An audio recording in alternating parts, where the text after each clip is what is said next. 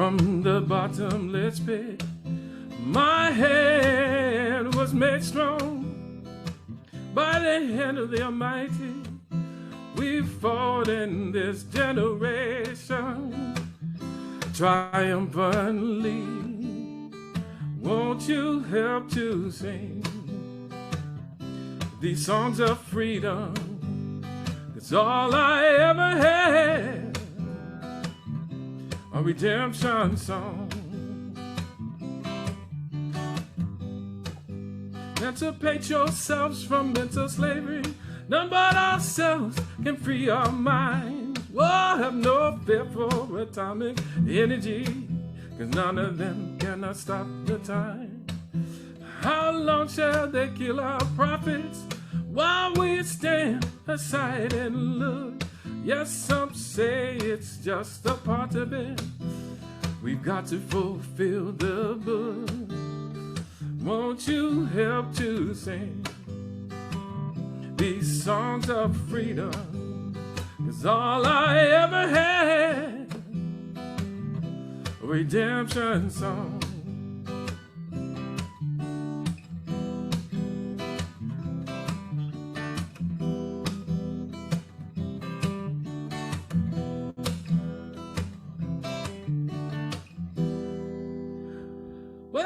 Emancipate yourselves from mental slavery. None but ourselves can free our minds. Have no fear for atomic energy. None of them cannot stop the time.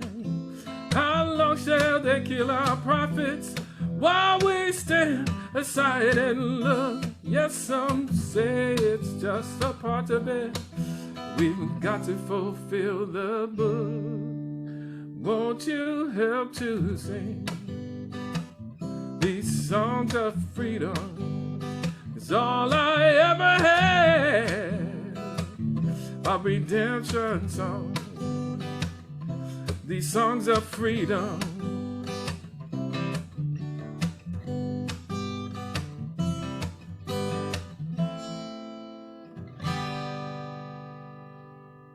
Freedom.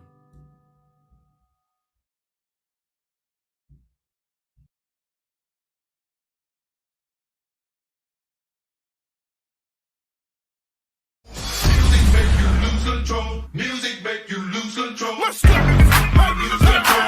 Yeah, see y'all in the house. Misdemeanors in the house. Fat man, swoop man, swoop man. I got a cute face, chubby waist, thick legs in shape, rump shaking both ways, make you do a double take. Planet rocker, showstopper, flow proper, head knocker, beat scholar, tail dropper. Do my thing, mother. Boy, the music makes me lose control. We're gonna make you lose control and let it go, for you know you're gonna hit the flow. Ladies, I like to get to know ya so I can show ya. Put a hurtin' on ya like I told ya. Give me all your numbers so I can phone ya. See my hips, big hips, so try. See my hips, big hips, so try.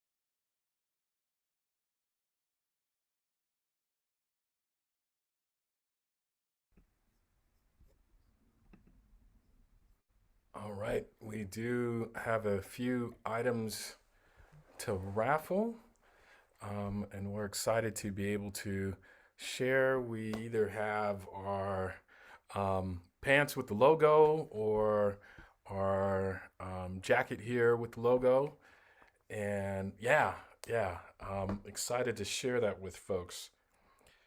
So I'm looking for the first 5 people in the chat. Hopefully you can hear me. The first 5 First five in the chat.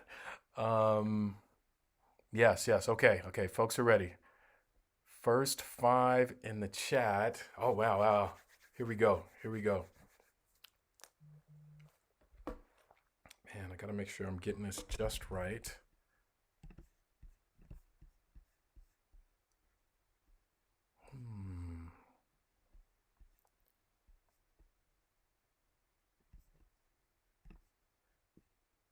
If you could name the poem by Nick Martin. Name the poem by Nick Martin. Name the poem by Nick Martin. It happened earlier. All right, that's the first five. We're in. We're in. So let me count it. I got Grace, Marcella, Dr. Christian Gordon, Daniel Perez, Victor Brown, just making it in, Alexis Armitage. All right. So I'm even going to take a screenshot of you to make sure we can get back in contact with you and get that info to you.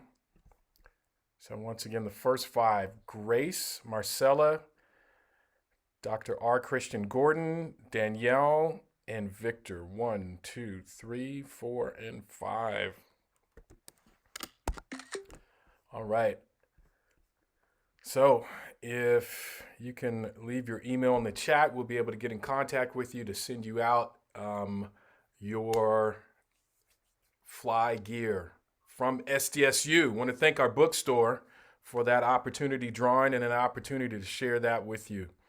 All right, that's the first five. Awesome. Thank you. Thank you. I'm Grace. I know you're excited. All right.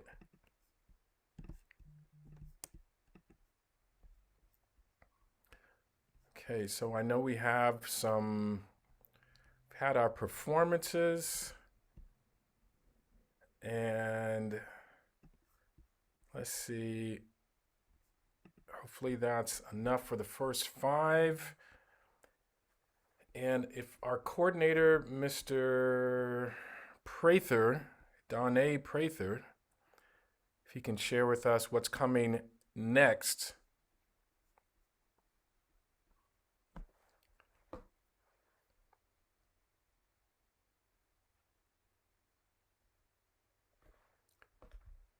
So again, for those winners, put your emails in the chat.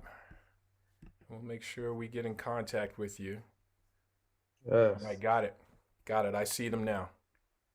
Okay, perfect. Yes. So congratulations to the winners. And so next we are going to have our 1 to 1:45 p.m. Presentations. So I'll go ahead and list them out. So we have Naya Coach Lamb. So she will be presenting on generational effects of stigma, trauma, and mental illness within youth in East African communities. So she is a grad student here at San Diego State. And then we have Dr. Estella Chiswick, KJ Kaur, sorry if I mispronounced your name, Manita George, and they're Black students in mathematics education. And then our last presenter, we will have Dr. Regina Brandon with the title "An Exploration of the Alienation Experienced by African-American Black Parents from Their Child's Educational Environment." So we will go ahead and open up the breakout rooms and feel free to join. Whichever one you like. And I'll go ahead and share the agenda program. I know we have some folks as far away as Jamaica. And I know we have folks from Virginia, from Oregon, from various parts of the United States. Just thanking everybody for joining us all the way here in sunny San Diego, California. And looking forward to y'all connecting again during these outstanding workshops that we've had. I know we've had people wanting more. So this has been a good gathering thus far.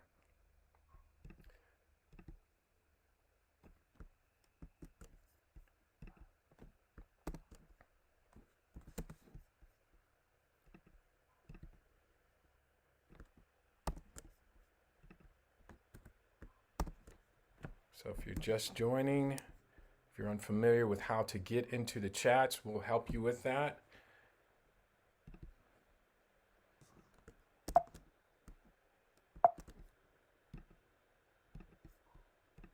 But room 1, Nayosh Lamb, Generational Effects of Stigma, Trauma, and Mental Illness. Room 2, Dr. Estella Chiswick, KJ Quar, Marnita George, Black Students in Mathematics Education.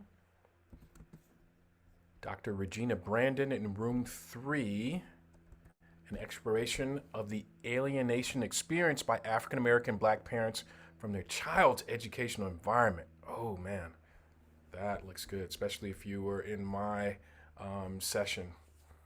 So man, some great directions here from our good friend in IT, Yiftach Levy, and he's saying here, number 1, select the breakout icon from your Zoom window, the 4 square icon.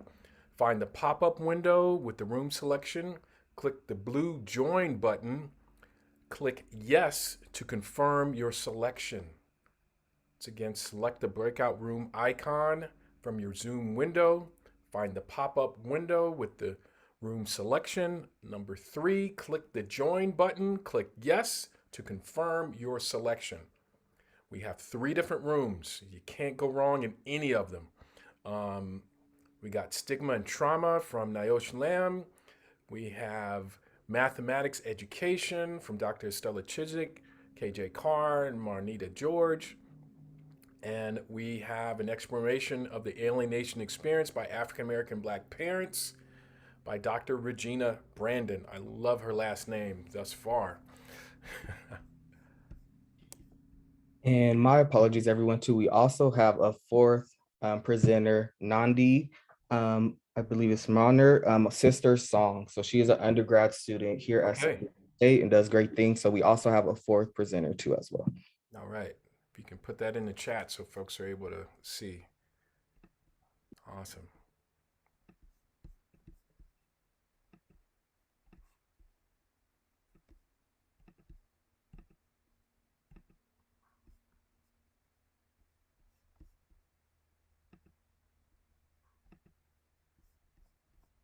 All right, so if you're unassigned to a breakout room, I'm going to put you in one. Sister Song is... I was in a breakout room, but the presenter wasn't there yet, so I don't know. Okay, which room was this? Alienation, Dr. Regina Brandon. Okay, number 3. Let me see what's going on in there. I'm going to jump in there. She might be there now, but I got out to let you guys know. Okay.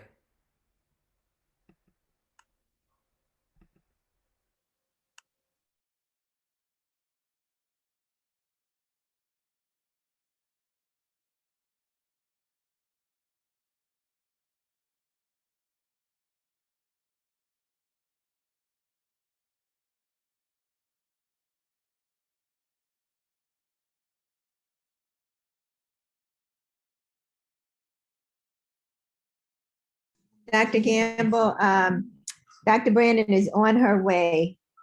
Sorry about the hold up, everyone. If you are going to breakout session with Regina Brandon, she will be in the room in just one moment.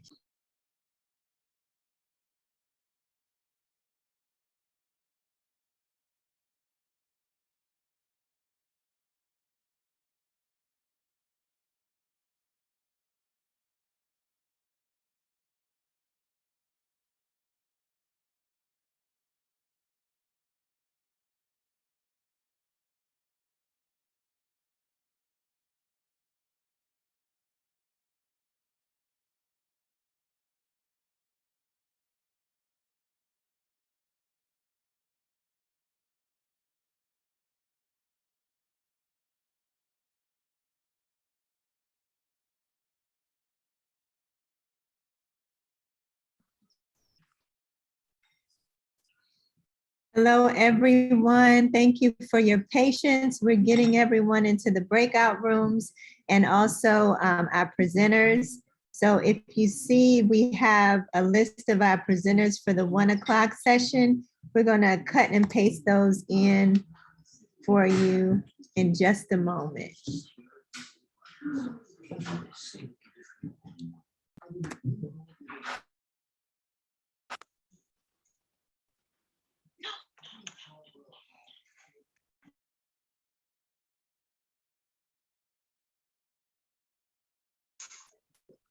So you can join the breakout room by hitting the breakout rooms icon at the bottom of your screen. It will ask you to join the session, and you can click yes to join the session and confirm that that's the presentation that you would like to be in. And we'll add those instructions as well. If you are having trouble joining after you have followed those steps, please text us. I'm sorry, not text. Drop it in the chat and we can support you. We have 4 rooms open. Let's see, 1, 2, 3, 4 rooms open. So please select the room of your choice. If you're just joining us, everyone, we have started our 3rd session. Our 1 p.m. session started a little early, so take a moment and select which room you would like to be a part of. Room 1 with Naya Coach Lamb, who is doing generational effects of stigma, trauma, and mental illness within youth in East Africa.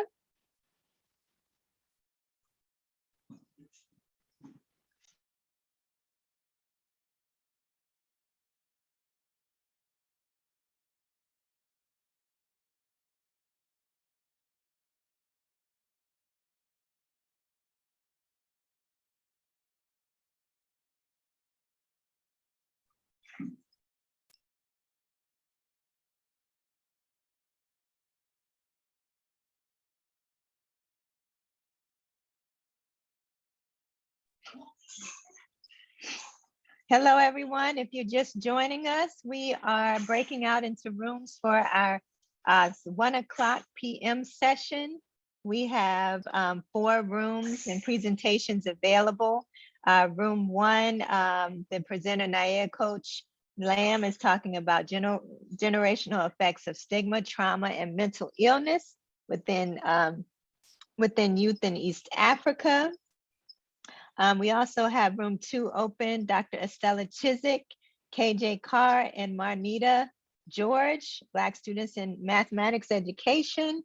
And in room 3, we have Dr. Regina Brandon, who is doing an exploration of the alienation that African-American parents experience when they are involved in their child's education. And then in room 4, we have Nandi Monder, who will be presenting her novel, Sister Song. So you can join these presentations by clicking the breakout room icon at the bottom of your screen. It should ask you what session you would like to join, and then you can confirm by saying yes or no. We do have someone in the chat who has asked to be placed in room 1.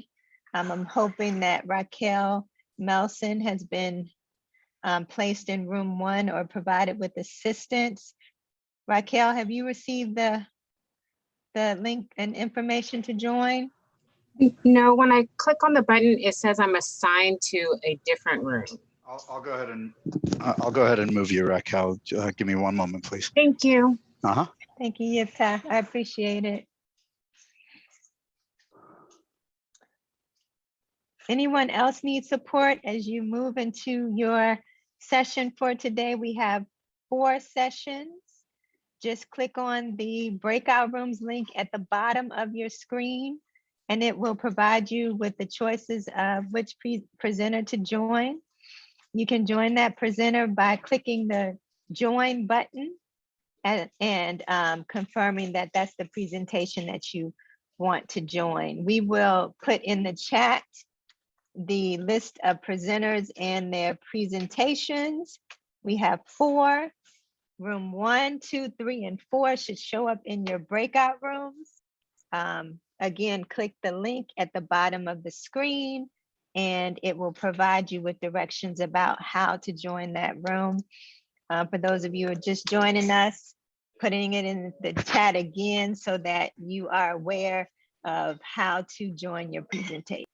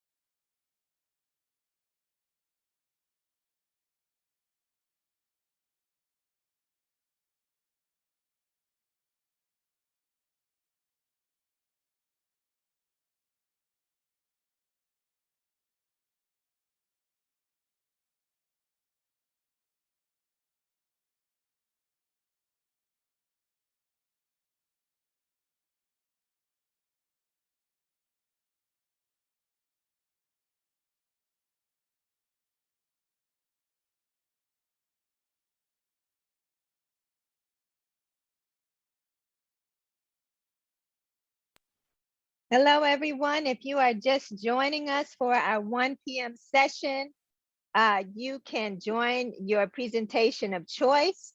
If you click the link at the bottom, hello, Nandi, we will put you in your session. Thank you for joining us. Nandi is actually one of our presenters for today. So thank you, Nandi, for joining us today. I'm putting you in your room right now. We have 4 presenters for the session today, this afternoon, our 1 p.m. session. We will put in the chat the list of presenters for this afternoon and also directions on how you join the breakout sessions to join one of the presenters. So you can select the breakout room icon at the bottom of your screen. And Michelle, are you able to share your screen to show everyone how to do it if they're unfamiliar with it? That was so helpful last time. I appreciate it. So if you go to the bottom of your screen, breakout room, join, hit yes, it should take you right to the presentation of your choice. You can see the list of presentations there, the topics, and you can join by clicking join and then yes to confirm.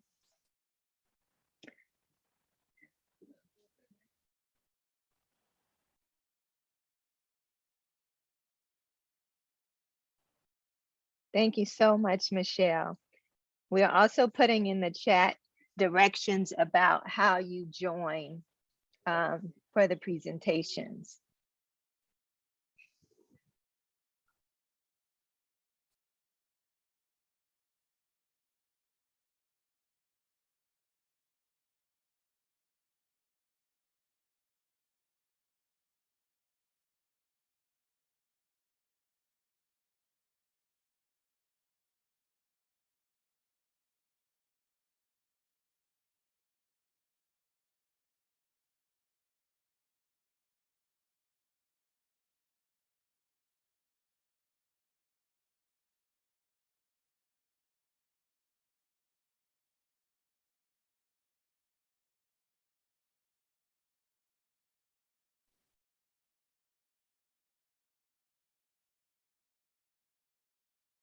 Good morning, I'm sorry, I'm still saying morning. Good afternoon, everyone.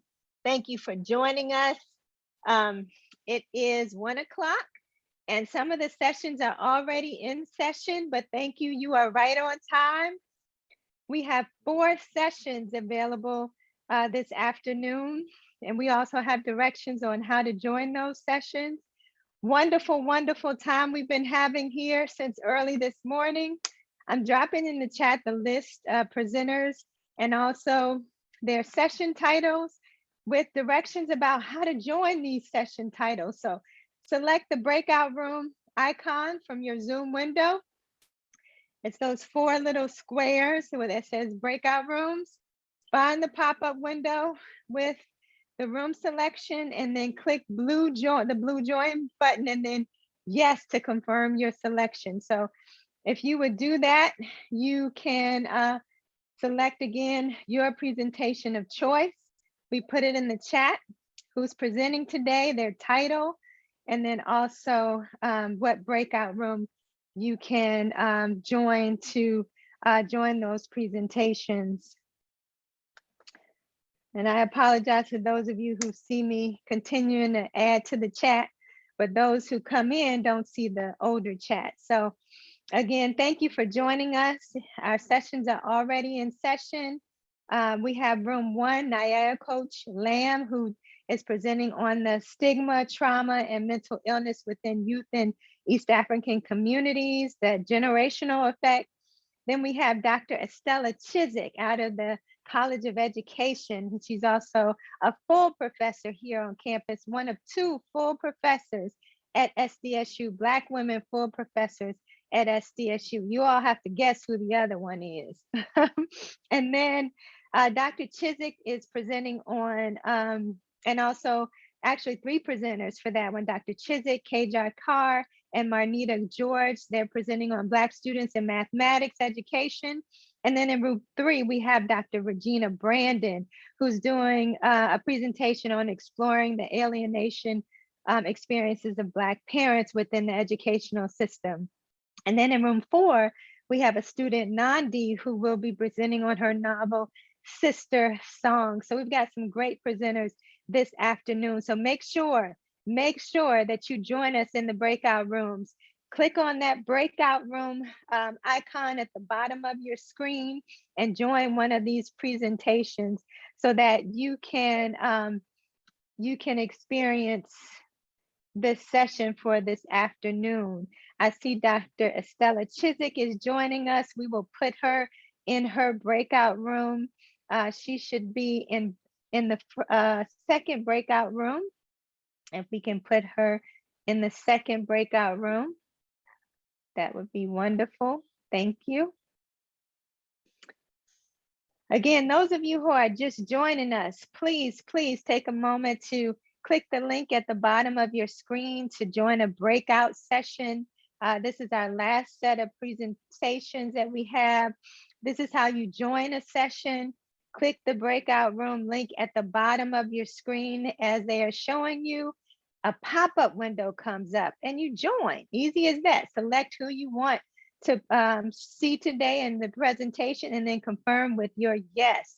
You can also move through presentations. That's okay too. You might want a little bit of them all. And so you might want to jump in and out of some of the presentations, but whatever feels good to you, you can do it at the Black Research Symposium as long as you're respectful, y'all, as long as you're respectful. But we've been having a wonderful time. We've been here since 9:30 a.m., having a lot of fun, getting a lot of knowledge. We had some great presenters throughout the morning. And now we're looking forward to our afternoon sessions.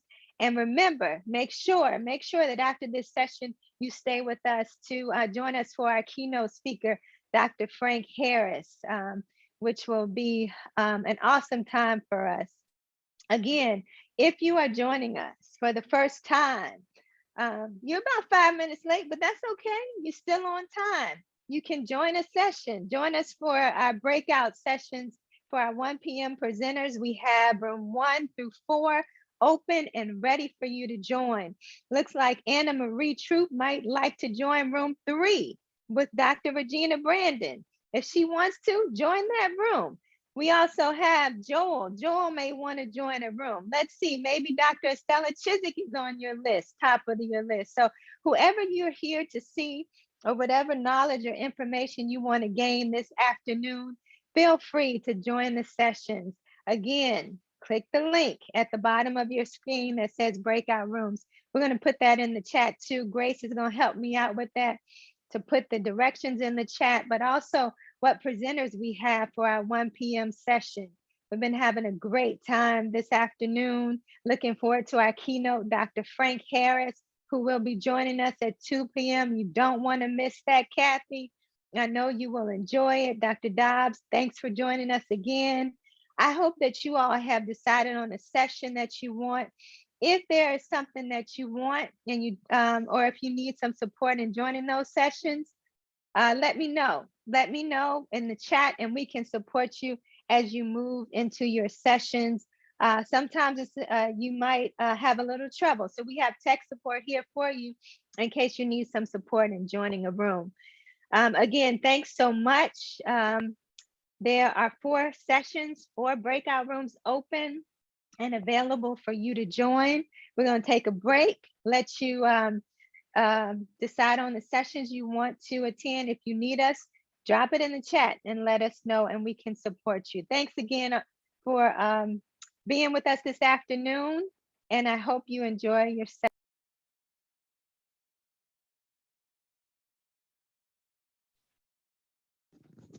Monique, welcome. If you have any trouble or if you have a particular room you want to come in or go into, let us know, please.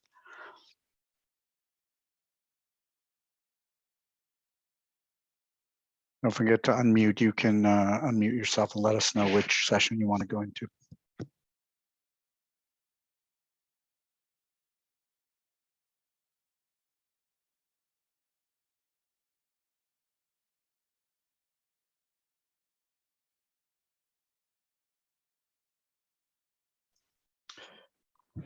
Welcome. Good afternoon. If you're just joining, you can choose a breakout room to join from the breakout rooms icon at the bottom of your meeting controls, bottom of your screen. Click the breakout room icon, select the room, the session that you want to go to, click join, and then click yes to confirm. And if you prefer and choose a room, we can assign you to it as well. Just unmute yourself and ask us to join a specific room.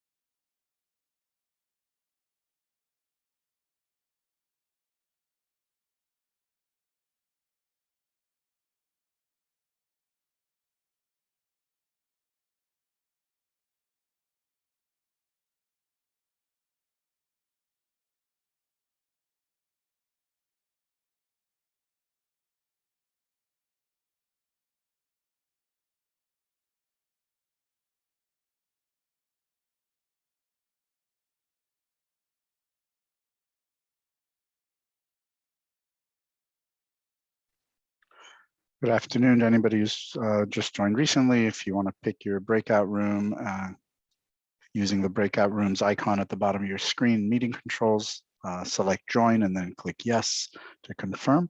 If you need any assistance, feel free to unmute yourself and we will assign you and send you to the breakout room.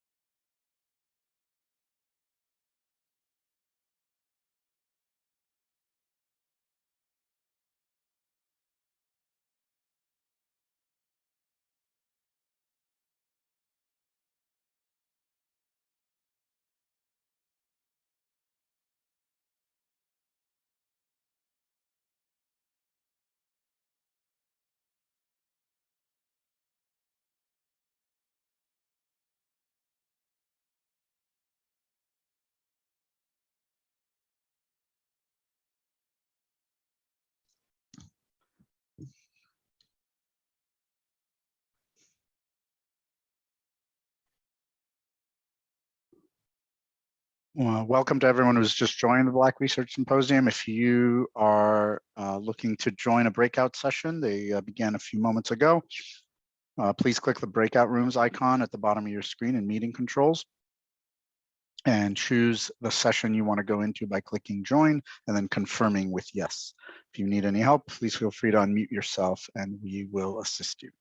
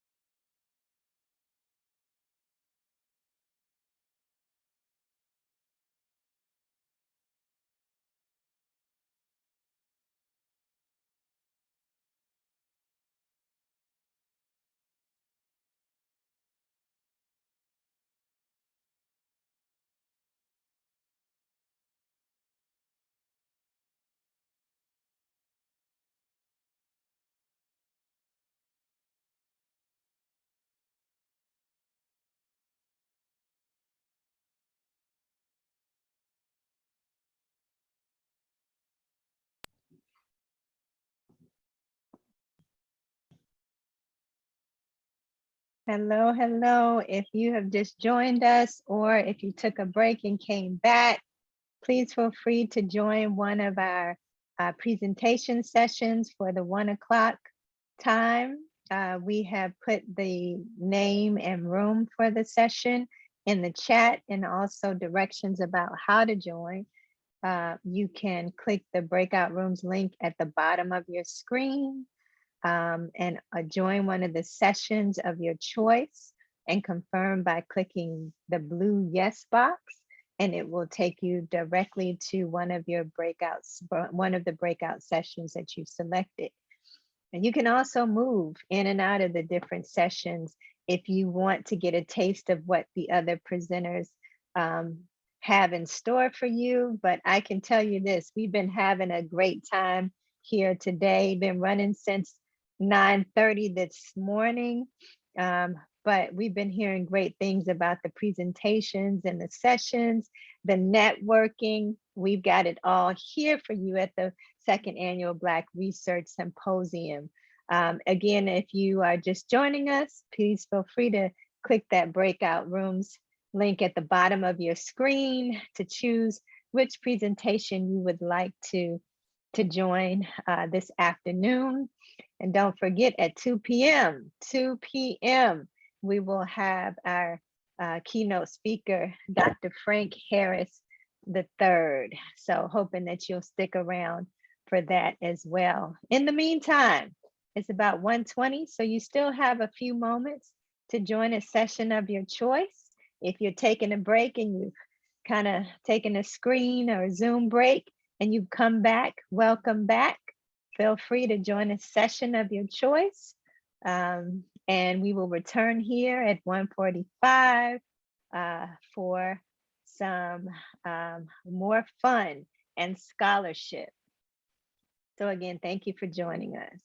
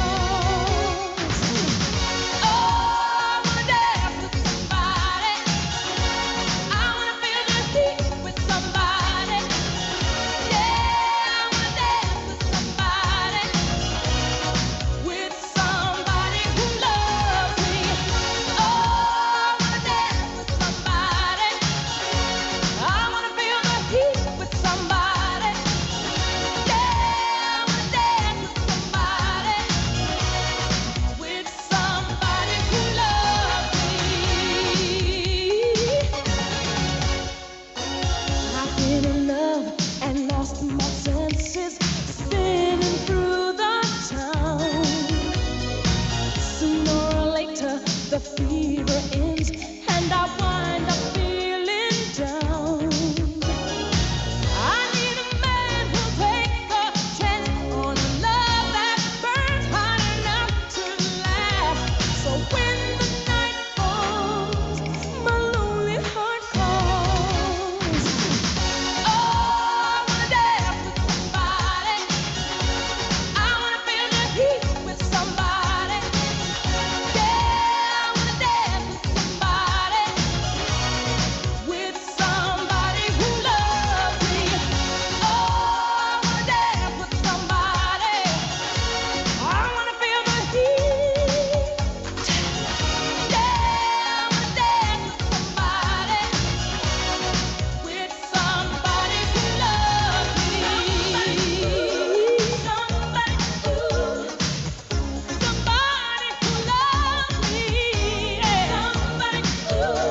Somebody who just hold me in his arms. Oh, I need a man to take a chance on a love that burns hot enough to last. So when the night falls, my lonely heart calls. Oh, I wanna dance with somebody. I wanna feel the heat with somebody. Yeah, I wanna dance with somebody. With somebody who loves me. Oh, I wanna dance with somebody. I wanna feel the heat with somebody. Yeah, I wanna dance with somebody. With somebody who loves me. Oh, come on, baby.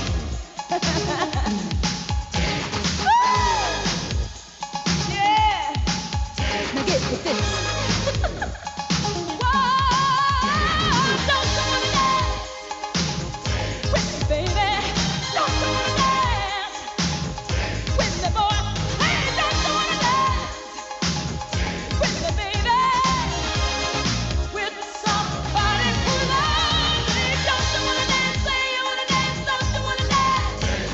Don't you wanna dance? Say you wanna dance. Don't you wanna dance? Don't you wanna dance? Say you wanna dance. With somebody who loves me.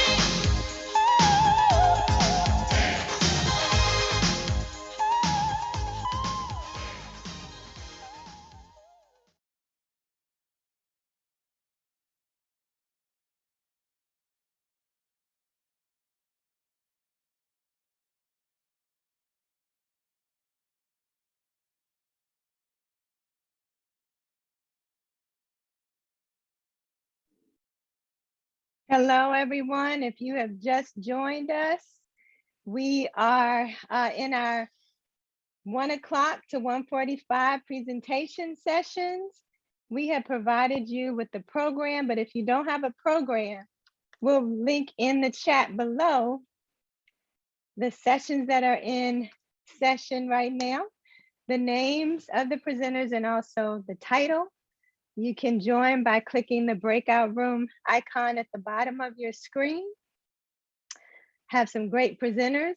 So if you need our support as you're trying to join a breakout session, please let us know. You can drop a link in the chat or unmute yourselves and get our support. Thanks again for joining us.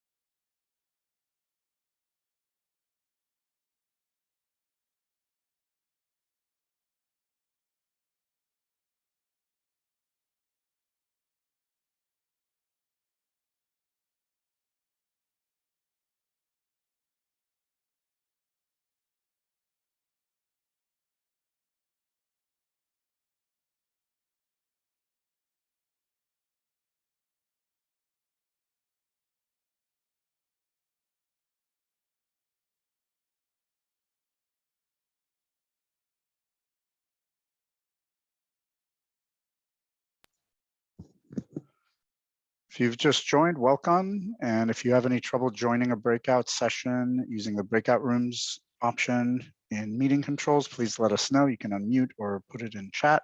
We will help you get into a session of your choice.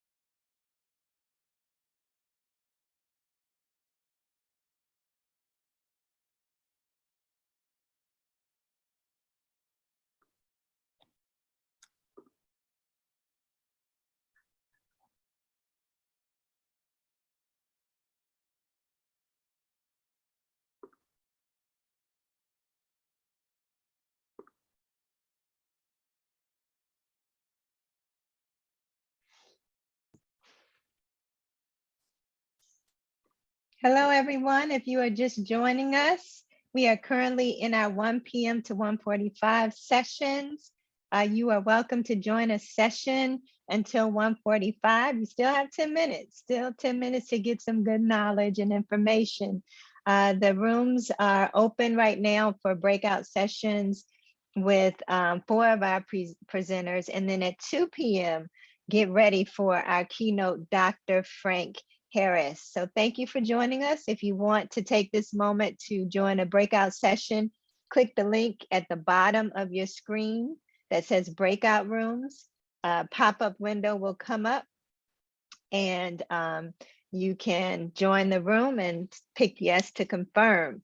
If you are just hanging out with us until 1:45 for our keynote who comes on at 2 o'clock, you're welcome to hang out with us. Just wanted you to know that we have some presentations in session right now that you might want to join until then. But again, thank you for being with us and joining us.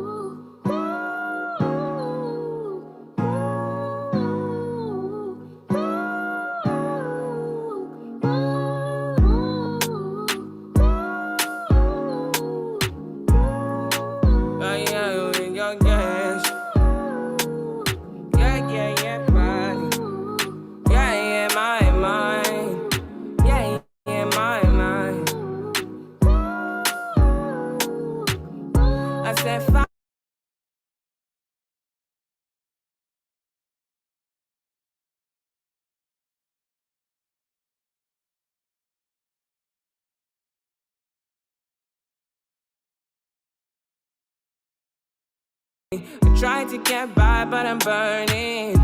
I'm behind my mind, it runs. All these thoughts of trouble me.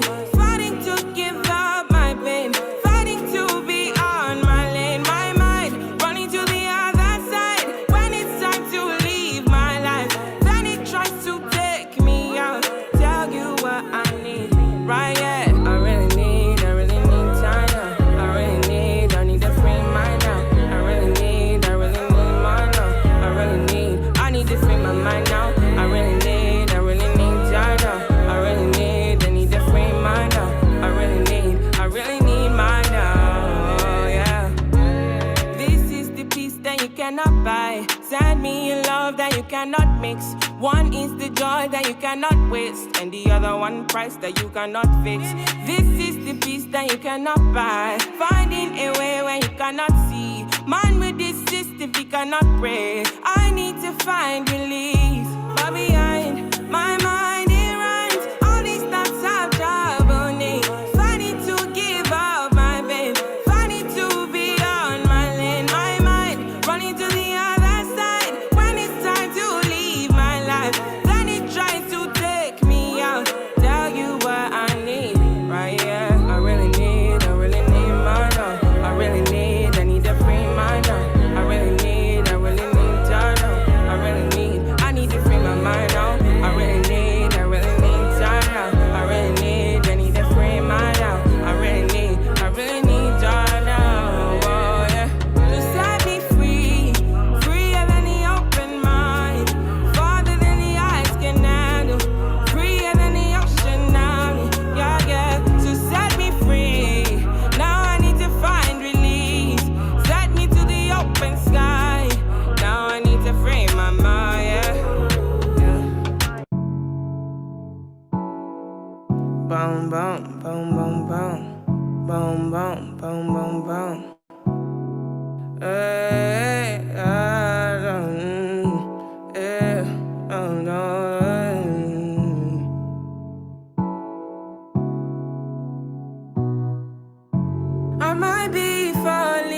deep. I might be falling deep. I might be falling deep. I might be falling deep. Tell me now what you need. I've been going to God when I'm only in my mind. I might be falling deep. Falling deep. I might be falling. I might be falling. I might be falling. I might be falling, yeah. This is our life, and life needs light.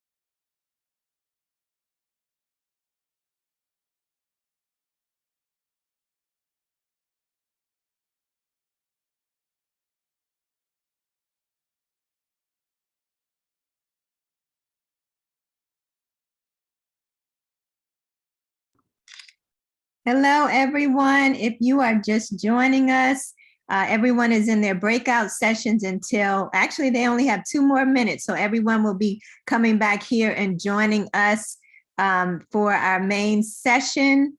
And then we've got some other things to share with you before our keynote joins us at 2 p.m. Thank you all for joining us. Oh, Dr. Green, most people are coming from my breakout room. But I also have to go. I have class. Nandi, thank you. No worries. Thank you for presenting. I'm so thank you. proud of you. We'll have to connect and debrief. Thank you for doing that. Yeah, thank you for having me. Yeah, don't forget to add it to your resume. I attended her presentation and it was amazing. Yay! It was so amazing. Yay, Nandi, so proud of you. Good, glad. I'm so glad that you stepped out there and did it. I know you were contemplating if it would be a good presentation, but sounds like it was. So I'm very proud of you. I hope it's the first of many. Okay. Thank you. Thank you, Monet. Thank you, Dr. Gamble. Nandi, have a good one. All right, you guys have a good one. Outstanding work.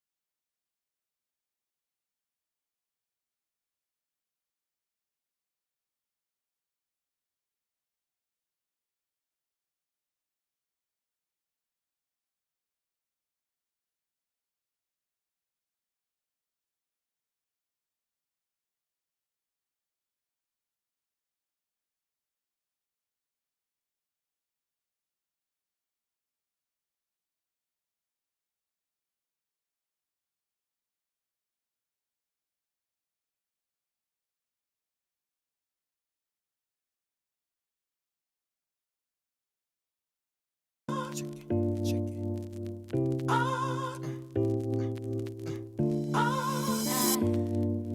you, and I need you, Nelly. I love you, I do. Need you. No matter what I do, all I think about is you. Even when I'm with my boo, oh, you know I'm crazy over you. No matter what I do, all I think about is you. Even when I'm with my boo, you know I'm crazy over you. I met this chick and she just moved right up the block for me. And she got the hots for me, the finest thing my hood has seen. But oh no, no, she got a man and a son though. Oh, but that's okay, cause I wait for my cue and just listen. Play my position like a show star.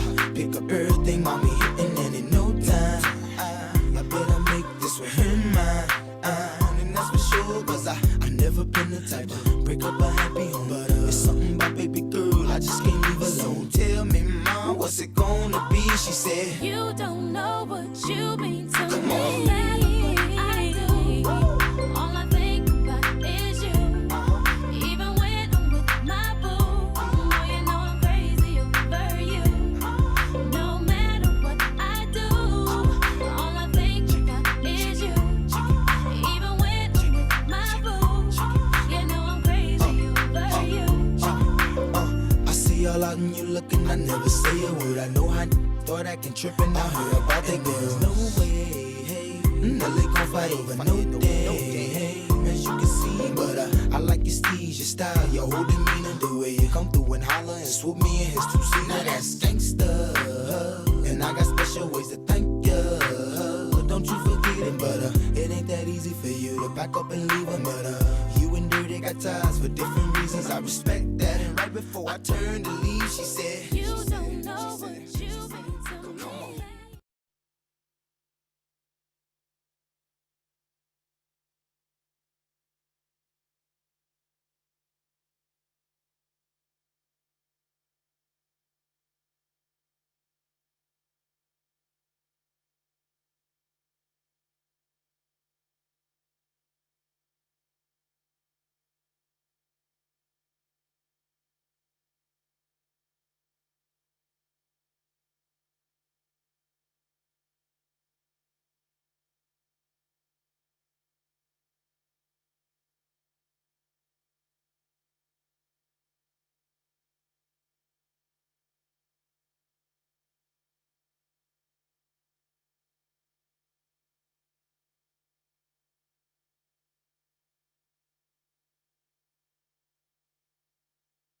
Hello, everyone. We hope that you have enjoyed the sessions this afternoon.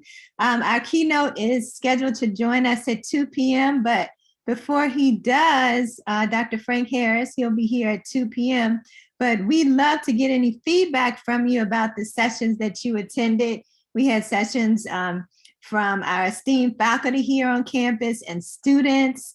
We actually had one of the presenters, Naya Coach, who actually won an award, a university award for her research and work. So I hope you had a chance to actually see her in action and hear about her wonderful research. So hoping that you all might drop in the chat what you learned or what you want to share about the session. This is also an opportunity while we have a few moments, if you want to unmute yourself and share anything you'd like to share about how you enjoyed your sessions.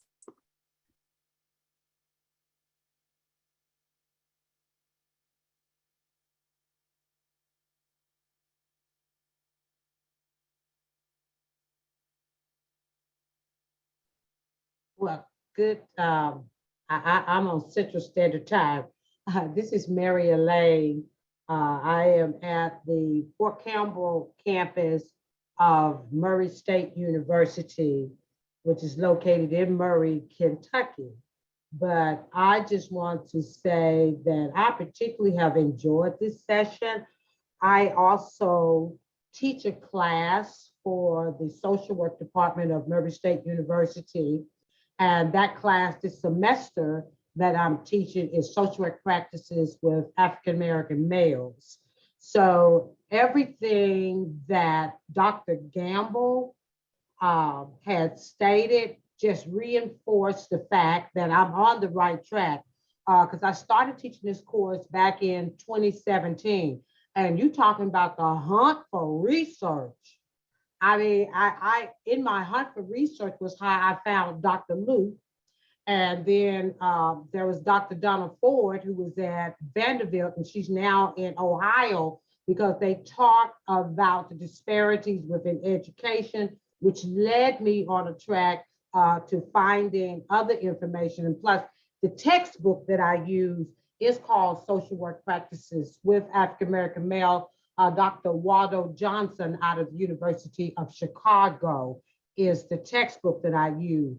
And it was just so refreshing to know that what I'm sharing with the social work undergraduate students about working with African American males, like this week, their discussion is about incarceration and when individuals are coming out of the system back into society, what are those barriers and what are those hindrances? And it just reinforced. I was taking notes like crazy to share with my students on Monday. In the fall semester, I teach a class on social work practice with African American families. And we use as the undergird theoretical perspective, intergenerational, speaking from a strength perspective. And I was so happy to hear Dr. Gamble talk about that deficit model, because that's the first thing that I throw at them is that we're not coming from a deficit. Even with the African-American male class, they have to come from a theoretical perspective, even when they're posting their discussion. No theoretical perspective, you just blowing hot air. I don't even want to read it. I need for you to send it back and with a theoretical perspective. They have to use the perspectives that were developed by Rashad and Rashad, ecological perspective. Yes. They have to use the Afrocentric perspective and the critical constructionism. So I say thank you for this conference. Well, thank you. And this is what it's all about, sharing what we know and sharing the research that we love. And speaking of research that we love, our keynote is in the building. We want to give him a chance to be able to share all the wealth of information that he has to offer us. We will do a moment of introduction of Dr. Frank Harris, and then we will allow him to share his research.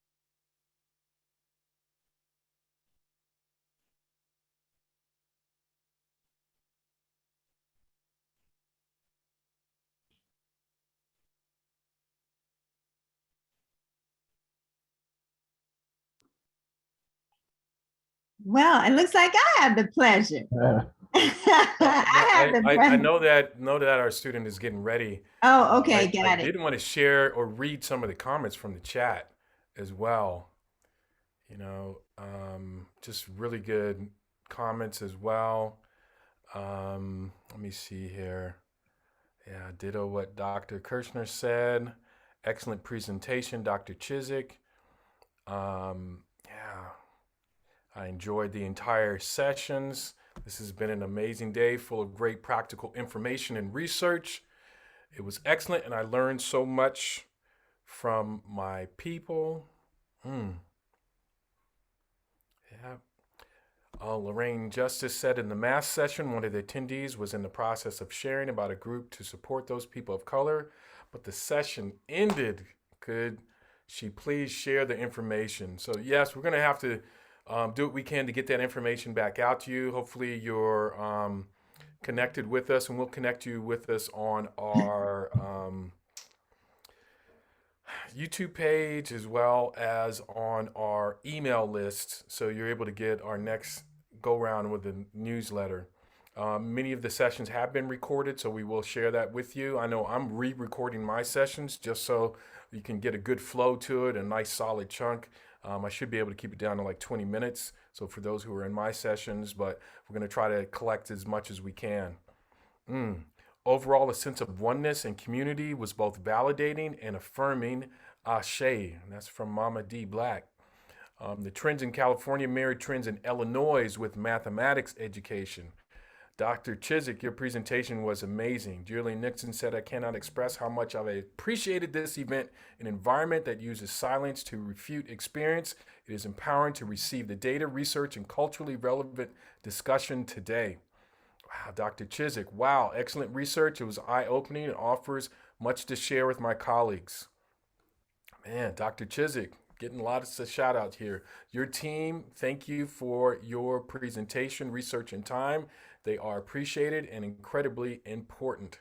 Thank you, Dr. Chiswick, for sharing your research, the information I was speaking of as a positive space to celebrate Black student excellence by mathematicians and educators is by joining the Hasibu Circle. And they have an Instagram connection here, and they're meeting again on the 23rd of this month. All right, man, yes, those important comments about hot air, folks not having that good knowledge. As Dr. Donna Ford would say, and I'm going to quote all of it, but there's a lot of bad scholarship out there, or as Ivory Tolson would say, BS, bad scholarship. We don't need that BS out there. We need some good scholarship out there that is talking about the best of our people. All right, man. And we got curriculum being made here by SDSU School of Social Work, working with the African American father, the forgotten parent, and we got that information coming from SDSU. This has been empowering to know that many of us are on the same track about the education of our Black children. All right, good shout outs to Dr. Harris from Oscar Cobain, coming all the way from Oxnard College. All right, healing is one of the comments. Okay, make sure that Natalie is ready. Natalie King Shaw, just giving you a shout out. Natalie King Shaw, you ready? Yes. Hello. Awesome. You ready? Yes. Hi, everyone. Yes. Okay. All right, Natalie. Okay. Hi, everyone. My name is Natalie Kingshaw. I use she, her pronouns, and I have the privilege to not only work for the BRC, but get to introduce Dr. Frank Harris III today. So Dr. Frank Harris is a professor of post-secondary education and co-director of the Community College Equity Assessment Lab, CCEAL, at San Diego State University. He is best known for his expertise in racial inequity in post-secondary education and has made important contributions to knowledge about college student development and the social construction of gender and race in college contexts. His work prioritizes populations that have been historically underrepresented and underserved in education. Dr. Harris earned a bachelor's degree in communication studies at Loyola Marymount University, a master's degree in speech communication at California State University, Northridge, and a doctorate in higher education from the Rossier School of Education at the University of Southern California. So, without further ado, I'll pass it over to Dr. Harris. Thank you for joining us today. Thank you so much, Natalie King Shaw, for the warm and wonderful introduction. You make me sound better than I am. I am already feeling the energy and the welcomeness in this space. And I see so many familiar faces, friends and colleagues and mentor. I see Dr. Pamela Luster, who's the president of the San Diego Mesa College, the leading college for equity and excellence, not just in San Diego, but in the country. Great to see you, Dr. Luster. I saw Oscar Cobian, Dr. Green, of course. I saw Mickey Grayson, Charles Khalifa King, and just so many wonderful friends and colleagues.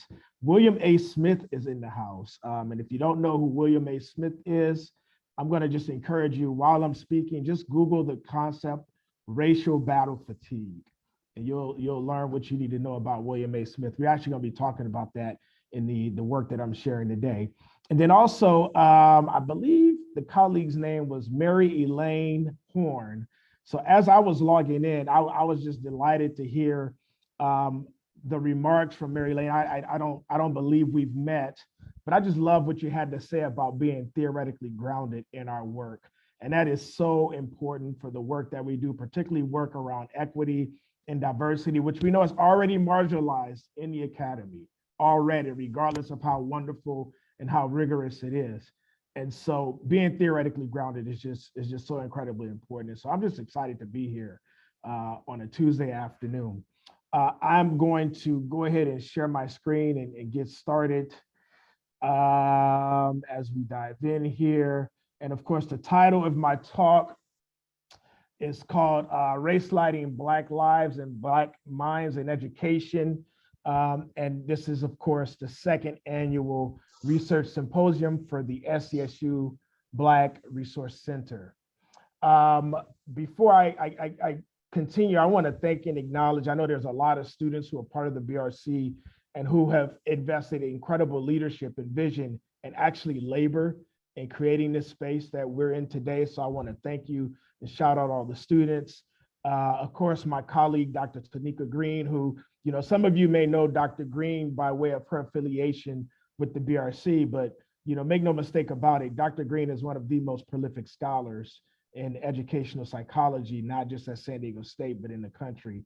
And so, someone who's actually provided incredible mentoring for me as an assistant professor when I started here 15 years ago. So I'm humbled and grateful for you, Dr. Green, Dr. Gamble, of course, the director of the BRC. I don't know if Dr. Wood is in the space, but shout outs to my brother, friend, brother, and colleague, Dr. J. Luke Wood. And thank you all for the leadership and the work that you're doing. If anyone is active on social media, and you want to kind of keep the conversation going after we talk today, by all means, connect with me, Twitter and Instagram. I'm not, I know I'm getting old because, our students and my kids, they talk about Snapchat and TikTok, and I'm just not up on those platforms yet. And so if that's the way you like to engage, I'm sorry, I got a little bit of catching up to do, but Twitter and Instagram are usually pretty good in terms of, being able to connect with me.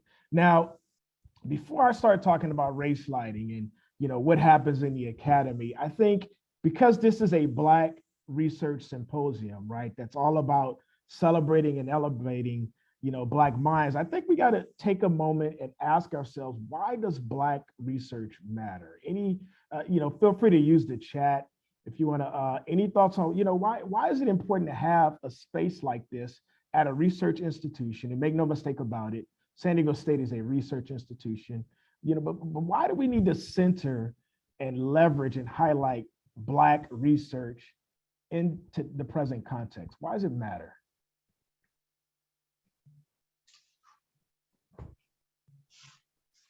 Yep.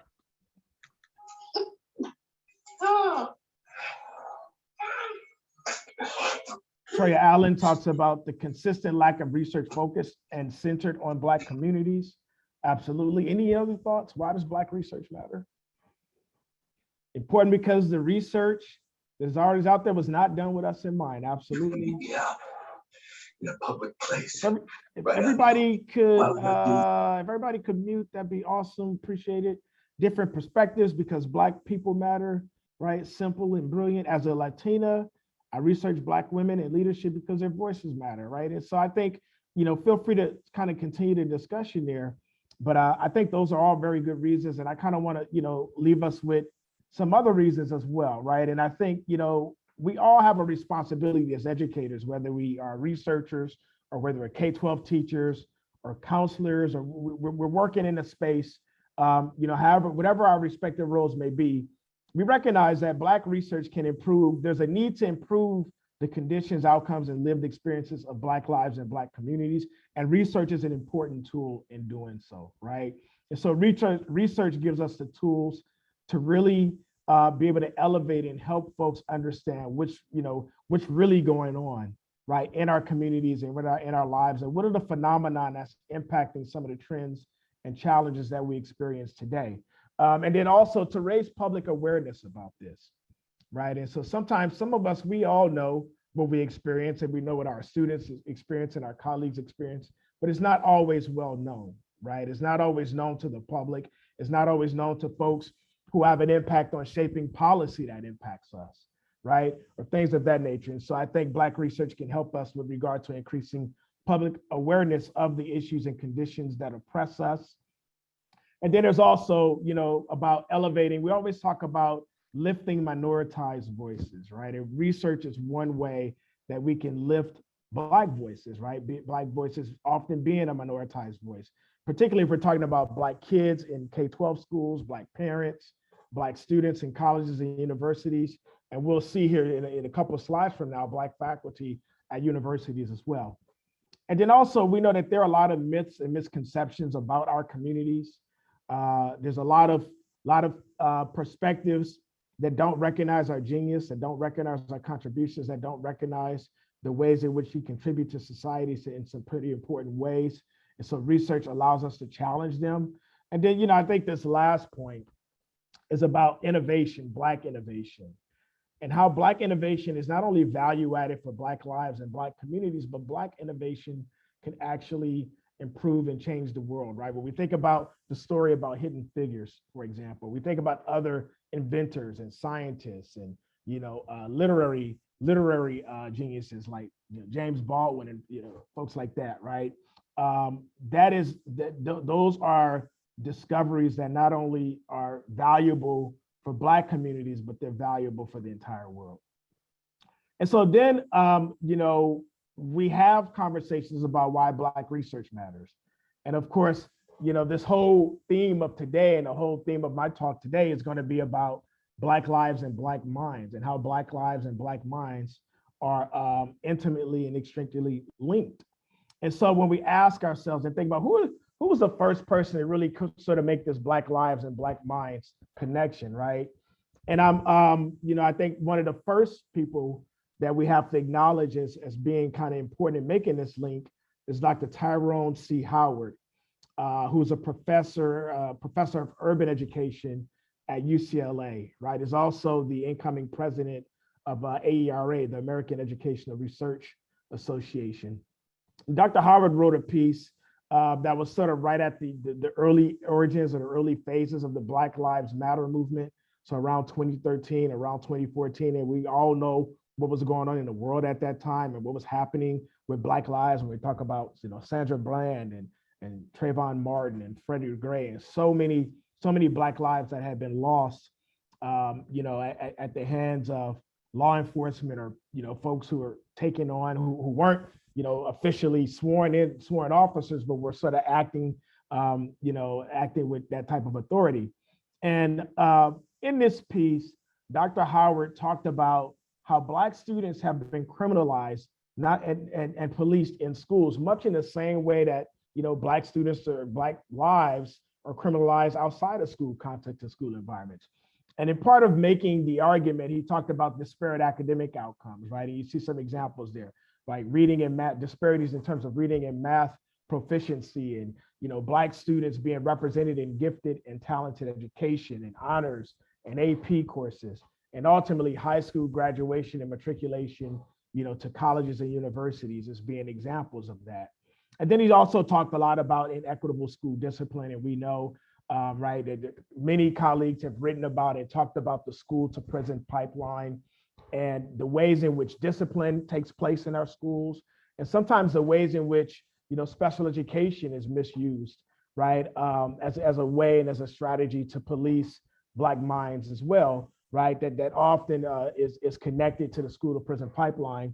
But one of the more salient quotes, right, in preparing for this, I kind of went back and reread this article, was a quote that I saw on page 104 of the article that talked about students of color being more likely than white students to see a police presence in their schools, right?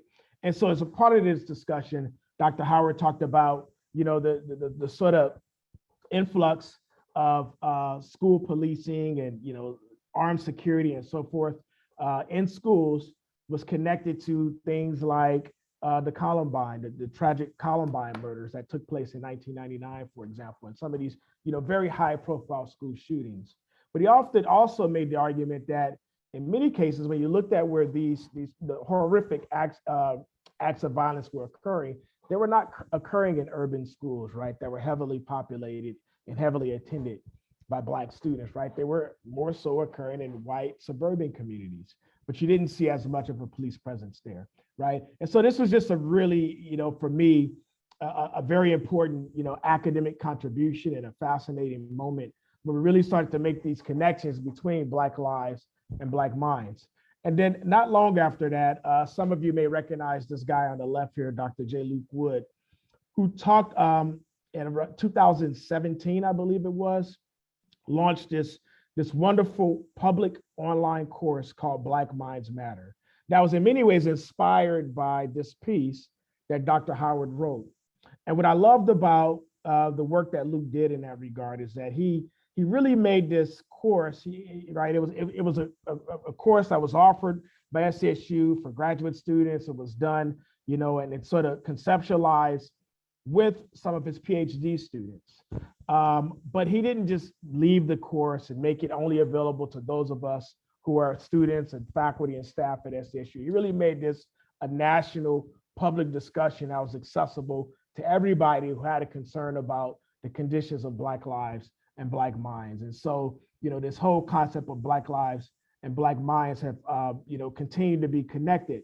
Some other things that Luke talked about in the public course, and there were many other colleagues, right? I know someone mentioned Dr. Donna Ford. Can't remember who exactly said that, but Dr. Ford was a key partner with Dr. Wood in this course, a key thought partner as well. But in the course, he talked a lot about, again, making some very salient and transparent connection between policing that happens in Black lives, right, in Black communities, and the policing of Black minds in education, and provided a lot of different examples of that. And so again, all of this had me thinking about, as I was preparing this presentation and preparing for our time together, is to what extent do Black minds matter at SDSU, right? And I know we have many colleagues who are joining us who are not from SDSU, but they're certainly a part of the SDSU family or SDSU affiliated in one way or another. But because this is the SDSU Black Research Center, Black Resource Center Research Symposium, I thought it was important to, in some ways, bring the conversation home, at least for a few minutes. And so when I sort of resonated and thought about this question, do Black minds matter at SDSU? I started to do what many of us researchers do, right? You start to look at data. And I came across this data point where we looked at the racial and ethnic composition of students at SDSU, the more than nearly 30,000 students at SDSU during the fall 2021 semester. And we see here that Black students are represented at 4%, which is certainly lower than what the state Black students representation in the state of California and in our country, so to speak. And so there's a clear disparity there that suggests that maybe Black minds don't matter as much at our university, right? When we look at how are we represented amongst our students. But we can't stop there as well. We also have to think about the racial and ethnic composition of our faculty in particular. And I don't know if those of you who had the opportunity to join this event this morning, Dr. Wood in his opening remarks talked about increasing the representation of Black faculty at SDSU as a part of a 10-point plan that was developed in response to the tragic murder of George Floyd in May of 2020. And Dr. Wood talked about cluster hiring as a strategy to get more Black faculty, right? And I think the actual number that he mentioned is that there have been 9 Black faculty that have been hired since 2020. And so some may say, wow, 9, that, is that a lot? Is that, a little bit, right? How does that stack up to the representation of the faculty? And so then I thought about some of these data points, recognizing that there are 630 tenured faculty at SDSU, right? 630 faculty who are either associate professors or full professors. And 67% of those faculty identify as white, compared to 22 who are Black, and you see the representation of other groups there as well. And then when we, even pan out even more than that, not just looking at tenured faculty, but tenured and tenure track faculty, right? So when we add assistant professors, right, we continue to see, not much change there, right? We go from 22 to 39. And then when we start to look at specific colleges, so there are roughly 10 colleges at SDSU, right? That's inclusive of the Imperial Valley College and the library as an example, and of Student Affairs and Campus Diversity, which is not a college, but all of these are units that actually hire faculty, right? And so that's part of what makes up the 10. But look at the representation there, right? The percentage of white tenured and tenure track faculty exceeds 50% in 7 of the 10 colleges, and it exceeds 60% in 2 of the 10 colleges.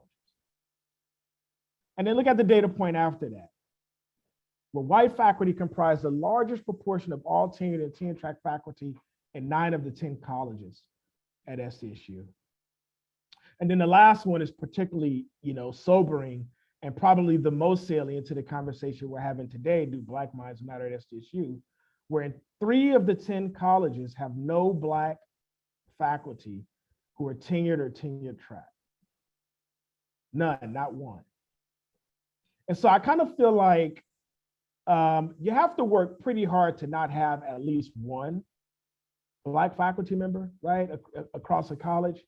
And so all of this kind of, in some ways begs the question, makes us wonder, should make us think, reflect, and perhaps even give us a little bit of pause about to what degree do Black minds matter at SDSU, right? When we look at Black student representation and the representation of Black faculty and staff, Black tenured and tenured faculty. And so all of that brings us to the topic that's really the focus of the presentation, is the whole idea of race lighting, right? And race lighting, for those of us who aren't familiar with the concept, but it's based on the concept of gaslighting. And gaslighting, in so many, sort of the simplest and most direct way of explaining it is gaslighting is what occurs when you experience something and you bring it to someone's attention and they have an intentional, oftentimes intentional, not always, way of making you feel like what you've experienced wasn't real or something's wrong with you, right? Or perhaps you're imagining things, or you're suffering from delusions or things of that nature, right? And so we think about race lighting is essentially gaslighting within a racialized context.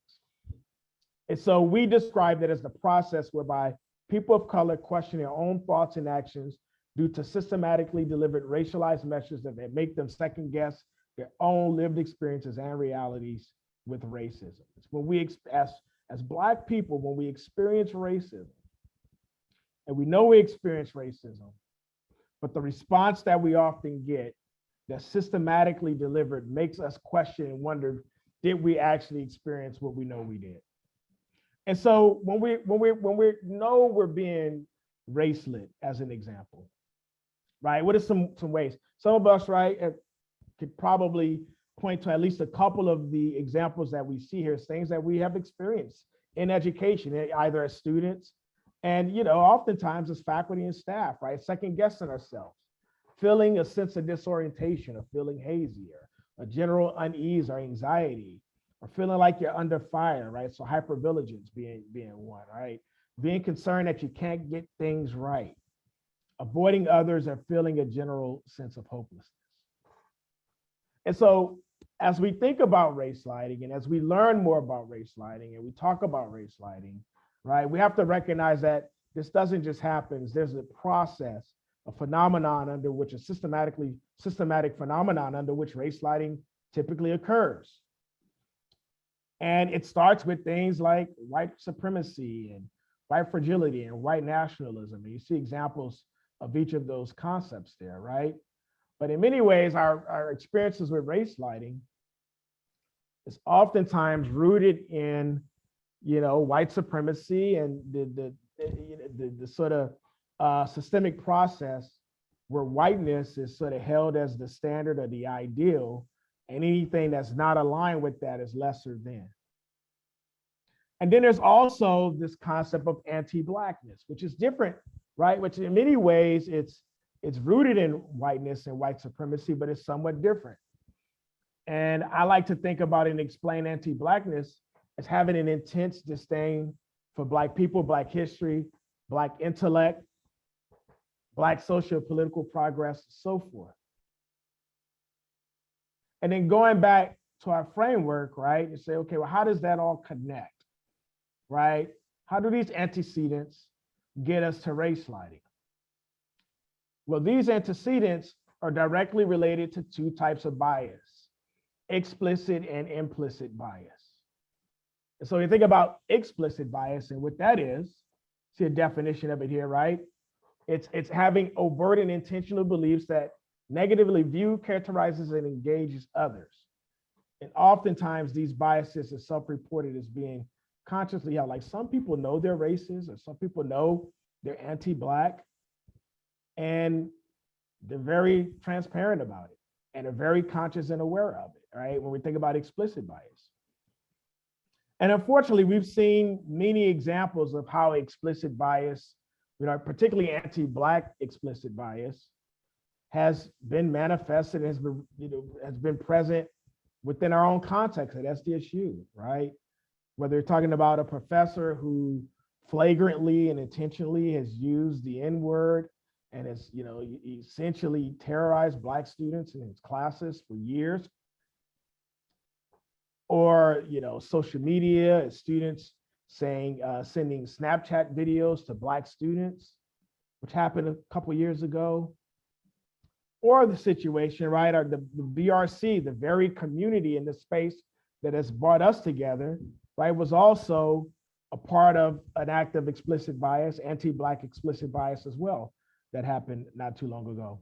And so we see examples of it, and we see examples of what happens and how it plays out in our own community as SDSU. And then of course there's implicit bias, which I'm not going to spend too much time on other than to say that, implicit bias, there's just sort of three things I'll highlight here. First is that we're all susceptible to it.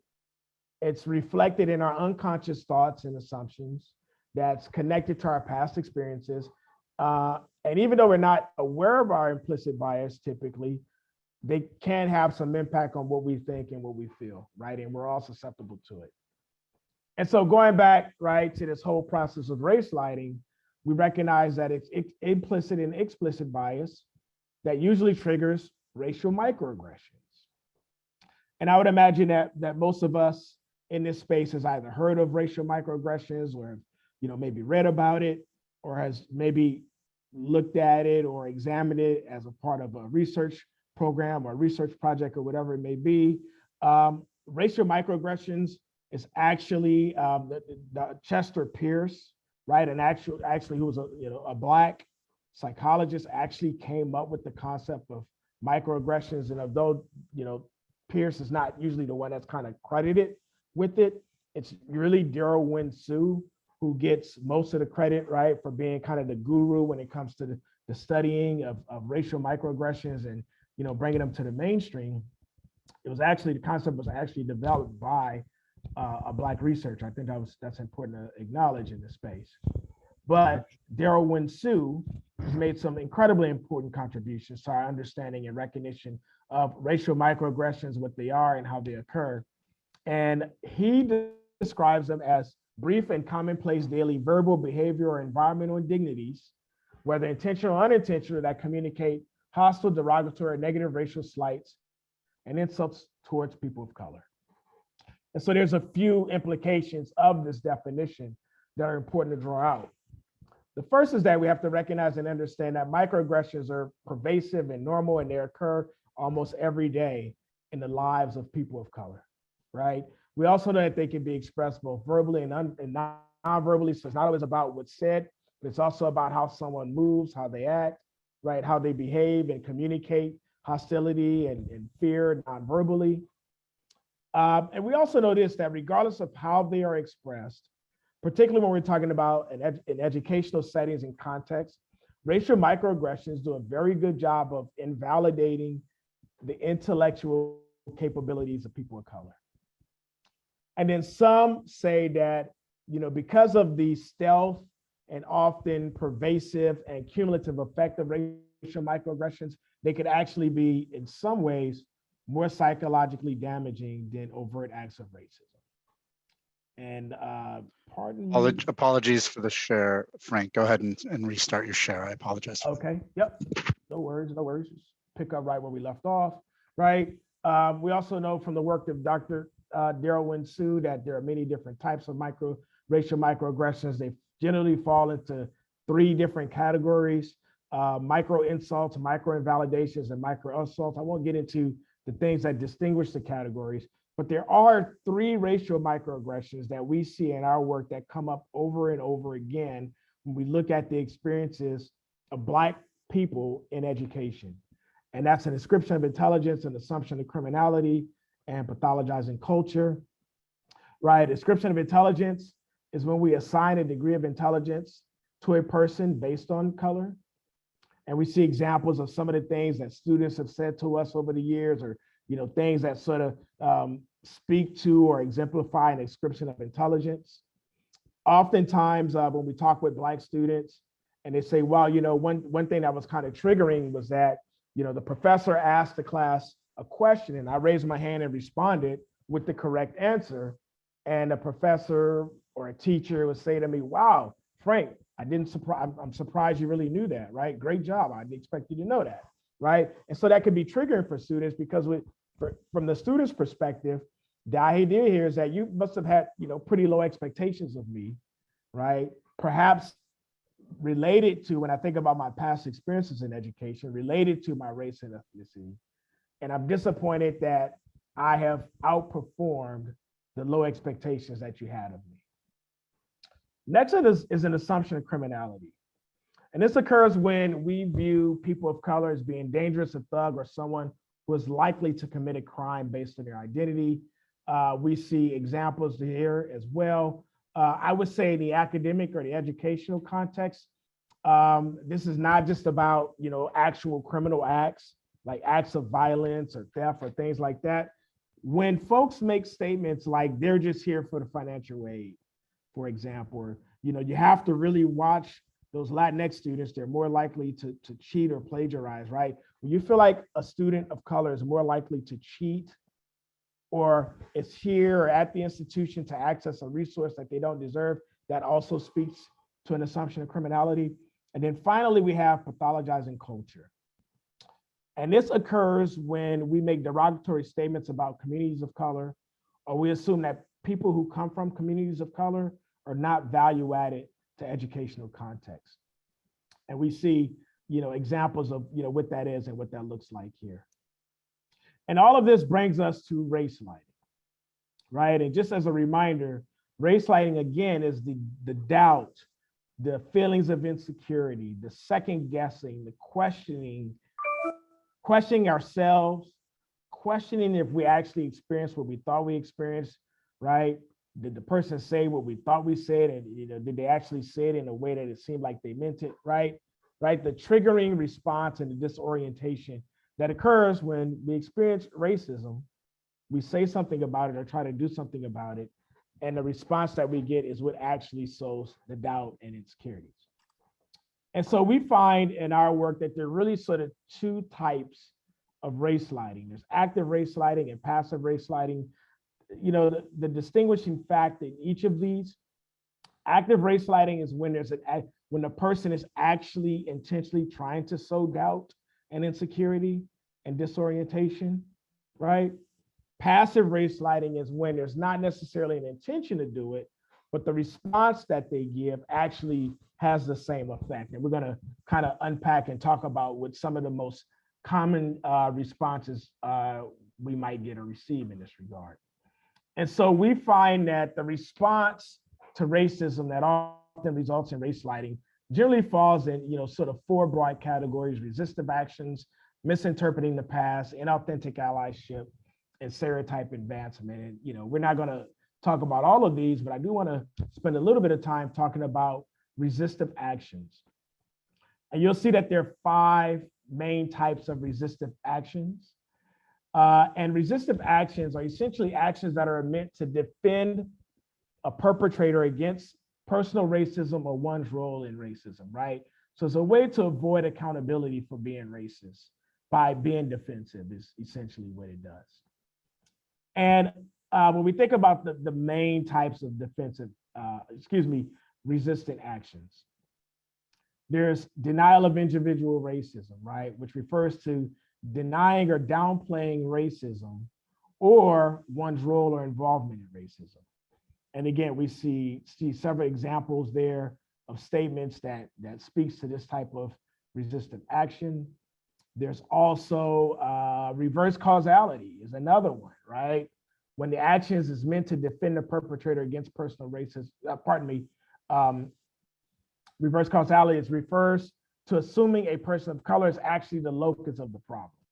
And so we see this actually play out pretty transparently in K-12 settings, particularly with Black kids. But the idea is that this kid did something to me, right? This kid hit me, or this kid said something that was wrong, or did something, right? I experienced bullying. And the response, more often than not, or more often than it should be, is, okay, well, Frank, what exactly did you do to make him hit you? Or what exactly did you do to make him say that? What did you do to cause this, right? I want to hear his side of the story, right? And that's an example of reverse causality. And then we have claims of reverse racism, right? And we actually see this play out pretty transparently in a national context when folks talk about, critical race theory being problematic and divisive, and we shouldn't be teaching people about racism, and we shouldn't be teaching kids and families and having conversations about systemic oppression because it makes white people feel bad and uncomfortable, right? And so we see examples of that, right? And this is refers to advancing the notion that majority groups are actually the ones that are being oppressed. And then we have avoidance of accountability, which refers to actions to avoid accountability or involvement in racial issues, right? Sometimes it's saying, someone knows they said something or did something that's racist, and they just outright avoid or lie and say that it's not what they said, or it's not what I meant, right? Or shifting the responsibility for actually addressing it to someone else, right? We see this one play out also. For example, if you ask let's say you're in an academic department and there's one or two Black faculty members, right? Which is not all that unusual. And Black students, or the handful of Black students who are in the department, are not having a good experience, having a negative experience in the course or with another faculty member. And those students are actually told, hey, go talk to, Professor so-and-so, right? And have him help you help you and guide you and advise you on what you can do to address these experiences, right? So this whole idea of shifting the blame, and institutions do this often, right? Where more often than not, those who are the victims of racism are often the ones that have to burden and shoulder the responsibility and have to assume responsibility for actually addressing it and fixing it. And then lastly is what we call public declarations of incompetence.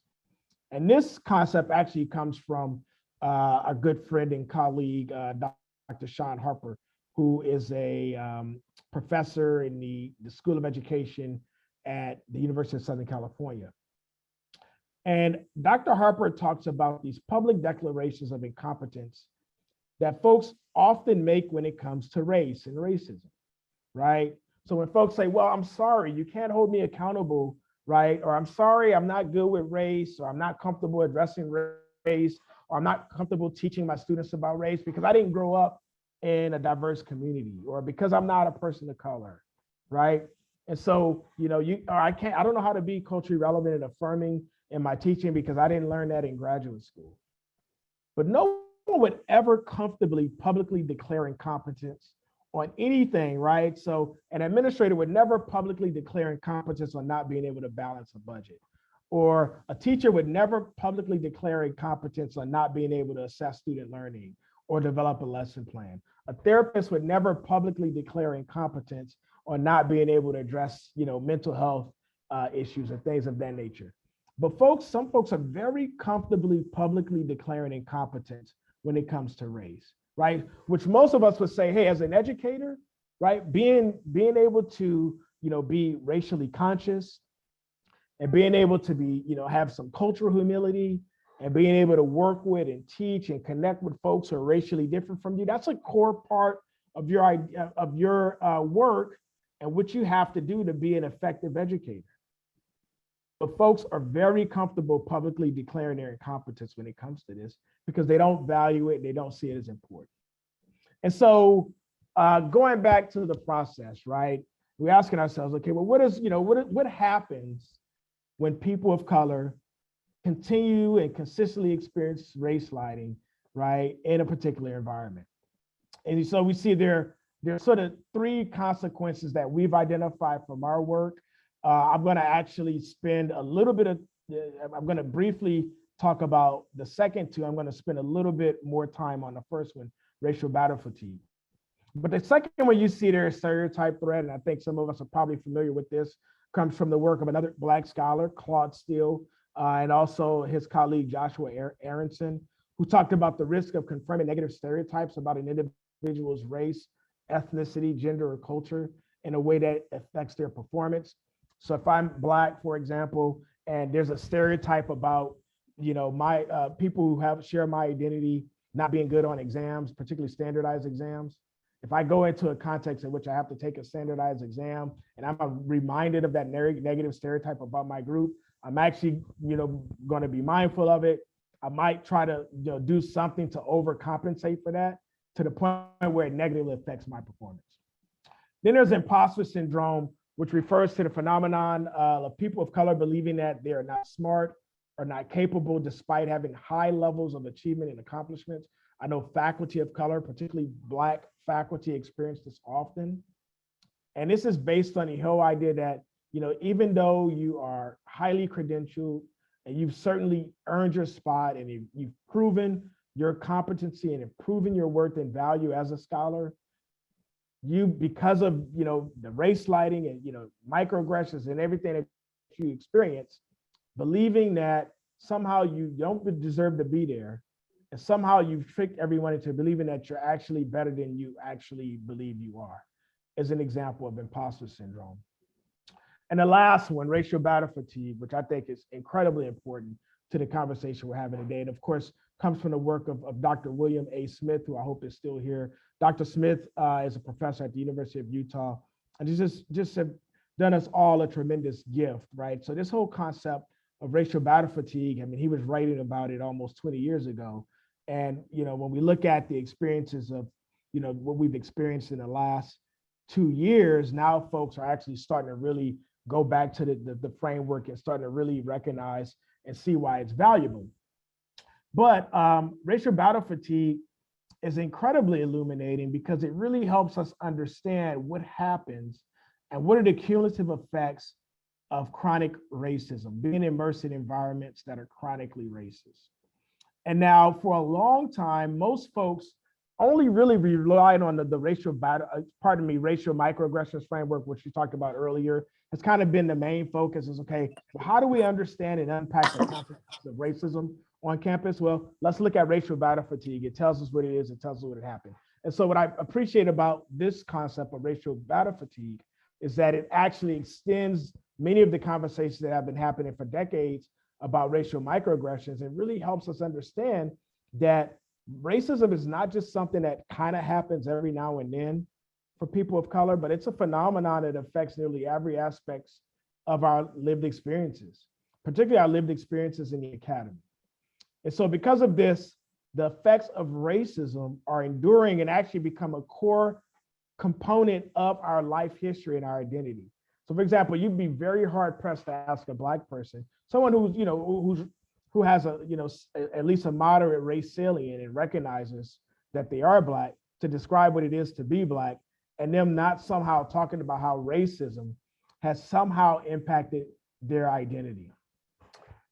The framework also helps us understand this, is that, it's not just that we experience racism and that it happens, but Smith also connects racial battle fatigue to a phenomenon known as combat stress syndrome. And for those of you who've never heard of combat stress syndrome is what occurs when soldiers who are immersed in combat zones, right, that they experience this because they're in environments where, the threat of being attacked or even killed is always present. And so in some ways, right, as a person of color, as a Black person, particularly in the educational environments, right, you always feel like, you're constantly, you could always be attacked in the sense that you could always experience racism in one way or another. And so Smith also talks about, it's not that this just happens. There's some actual physiological symptoms that you see here, as well as some psychological symptoms that come as a result of this. And so unfortunately, when you think about this, these symptoms are actually, right, some of us have probably experienced these things for most of our lives or most of our careers, right? And maybe some of us have even sought some sort of therapy or some sort of medical support or something to help us, figure out what this is. But most clinicians are probably not trained in racial battle fatigue, right? And so most folks, if you do go and you get any kind of support, it's likely to be misdiagnosed, right? The likelihood that a clinician would say, oh, Frank, it seems like you're experiencing racial battle fatigue, right? That's typically not something that happens. And so let me actually stop here. Dr. Gamble, I don't know if this is okay, but I want to, before I start to think about what is it that we should, actually, you know what, I'll just keep going. And then hopefully we'll have a little bit of time for Q&A. But the question I'm sure most folks are asking is like, wow, what exactly do we do about this, right? Particularly as Black people who work in educational environments, who study in educational environments, right? And in some cases live in educational environments. Well, so there's several things that I think we have to be intentional in doing. With regard to race lighting, the first thing is we have to actively practice self-care. And so when we think about the incredible toll that microaggressions and racial battle fatigue and ultimately race lighting has on our body and on our mind, right, which is very well articulated in the racial battle fatigue framework, we like self-care can't just be something that that can't be an optional activity. We have to be intentional about it, and we have to do it almost every day. So whatever it is you need to do, how you start your day, you pray, you meditate, you go to the gym, you read, right? You got to be very active and very intentional in doing it. And you also have to be unapologetic about doing it as well. Secondly is learning about race lighting and racial battle fatigue. A lot of the things that we talked about today could also be helpful, and not only learning about it for our sake, but also kind of helping our students learn and understand this as well. I've often hear from folks who say, you know what? I've been experiencing race lighting in my whole career for a long time, and I never really knew that that's what it was. And for a long time, I thought I was the problem. Or I thought something was wrong with me or that I was doing something wrong. But in fact, it wasn't me. It's the people around me and the environment in which I find myself. And so sometimes, right, even if you don't necessarily feel like this huge sense of agency and being able to actually change the environment, knowing what you're experiencing and being able to name it and have some language and having some theory behind it could be incredibly helpful. Then also, we have to make sure we're building and sustaining communities that exist outside of the racist context in which we find ourselves. So if you're a faculty member, for example, and you're in a department that's racist, then you need to create and sustain communities outside of the communities in your department. If you're at an institution that's racist, you need to have communities outside of that, right? So we got to build communities that are healing and that are sustaining. One thing that SDSU did under Luke's leadership that I think it really speaks, is a great example of this, is creating opportunities for faculty and staff of color to create employee resource groups.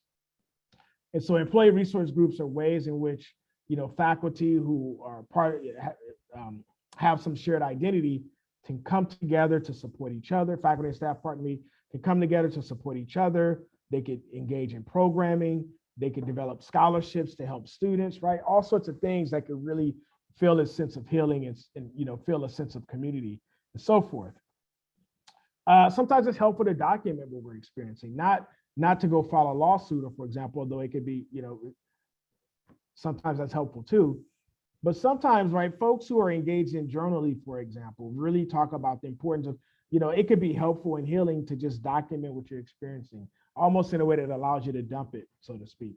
And so if journaling is your thing and you like to write, or you like to do poetry or spoken word, I think actually this program today, this morning, start with a couple of students who actually did some spoken word, right? Which was wonderful, right? A wonderful way to think about and express and kind of make sense of our experiences as it relates to racism, race lighting, racial battle fatigue, and so forth. And then the last thing we do is we have to, if we find ourselves in a space where it's just not a healthy situation, then we have to make efforts and make moves to get out of it. So I know that that's, being able to leave an environment oftentimes is an act or a matter of privilege. So sometimes we're not as privileged to be able to leave an environment, right? So for example, if I think about myself, I share custody of my son who's 15 years old. And so for me to leave, right, if I were to leave, my current workplace, that could have some impact on, my relationship with my kid, right? And so I know that, there's an element of privilege that comes with this that we have to be mindful of. But to the extent that you have the opportunity to leave, sometimes it means we have to leave for better places and healthier environments. And so with that, I want to leave you all with a few resources. I'll be sure to maybe share the slide deck with Dr. Gamble, and maybe it could be shared with everybody who registered. But I encourage you to take a look at, so Luke and I wrote a couple pieces, one that appeared in Diverse Issues in Higher Education a year ago that talks about race lighting. We also did a scholarly brief that really fully unpacks a lot of what we talked about today. We've done a series of webinars that speaks to a lot of what we've talked about as well. And so if you have staff that you're working with, you want to use it as a resource for professional learning, you have the opportunity to do that. Our students here, particularly those who are doctoral students and are doing dissertations or doing theses, these are all perhaps good resources to inform your research and work as well. And then there's another piece here that talks specifically about racial microaggressions. And so with that, that takes us to the end. Again, thank you all so very much. I hope you found this insightful, and I hope you found that it was worth your time. And Dr. Gamble, I don't know if we have, if we're set up to where we could take some questions or even some thoughts or responses. If so, I'm happy to spend a little bit of time doing that with those who may be interested. Thank you so much. Yeah, let's go ahead and take a few. I know several are coming into the chat real quickly. A lot of thanks for right now. Yeah. But I know I've seen a couple on critical race theory. Yeah. And I was wondering what your thoughts were about critical race theory, and just some of your thoughts about the general conversation related to that as well. Well, the general conversation, it's kind of the more public discourse about it. It's an uninformed discourse, an uninformed conversation. Most people who proclaim to have a problem with critical race theory has never read a critical race article, a book, heard a lecture or anything, right? And so and then, the other piece of this that's kind of interesting and, alarming as well is you have folks who are in K-12 districts talking about banning critical race theory.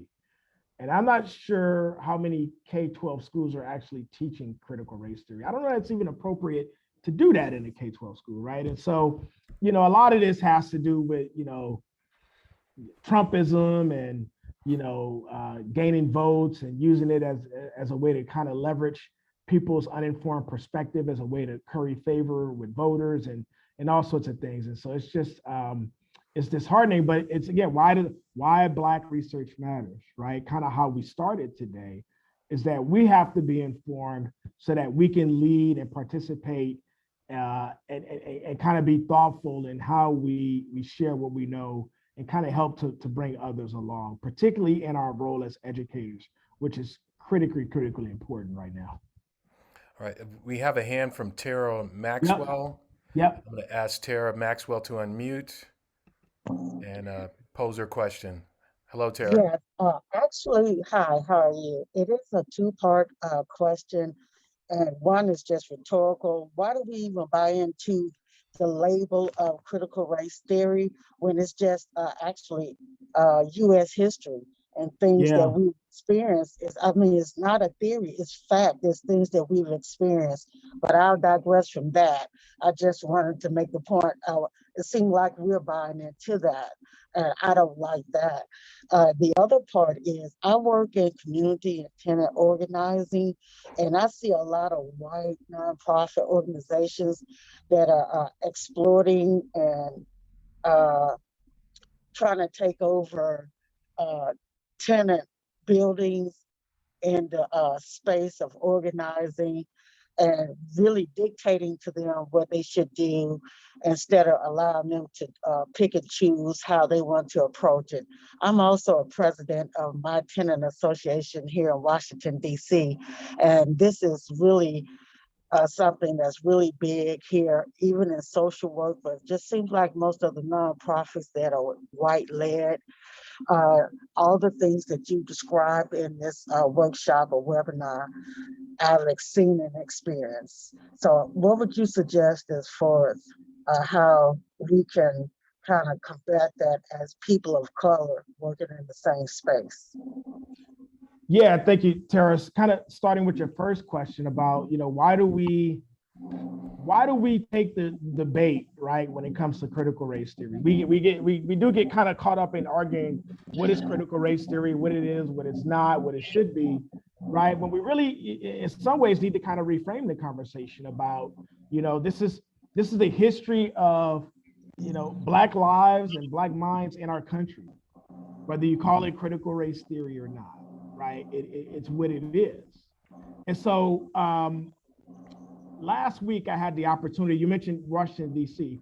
I had the opportunity to visit the Smithsonian Museum, of African American history and culture. And that was,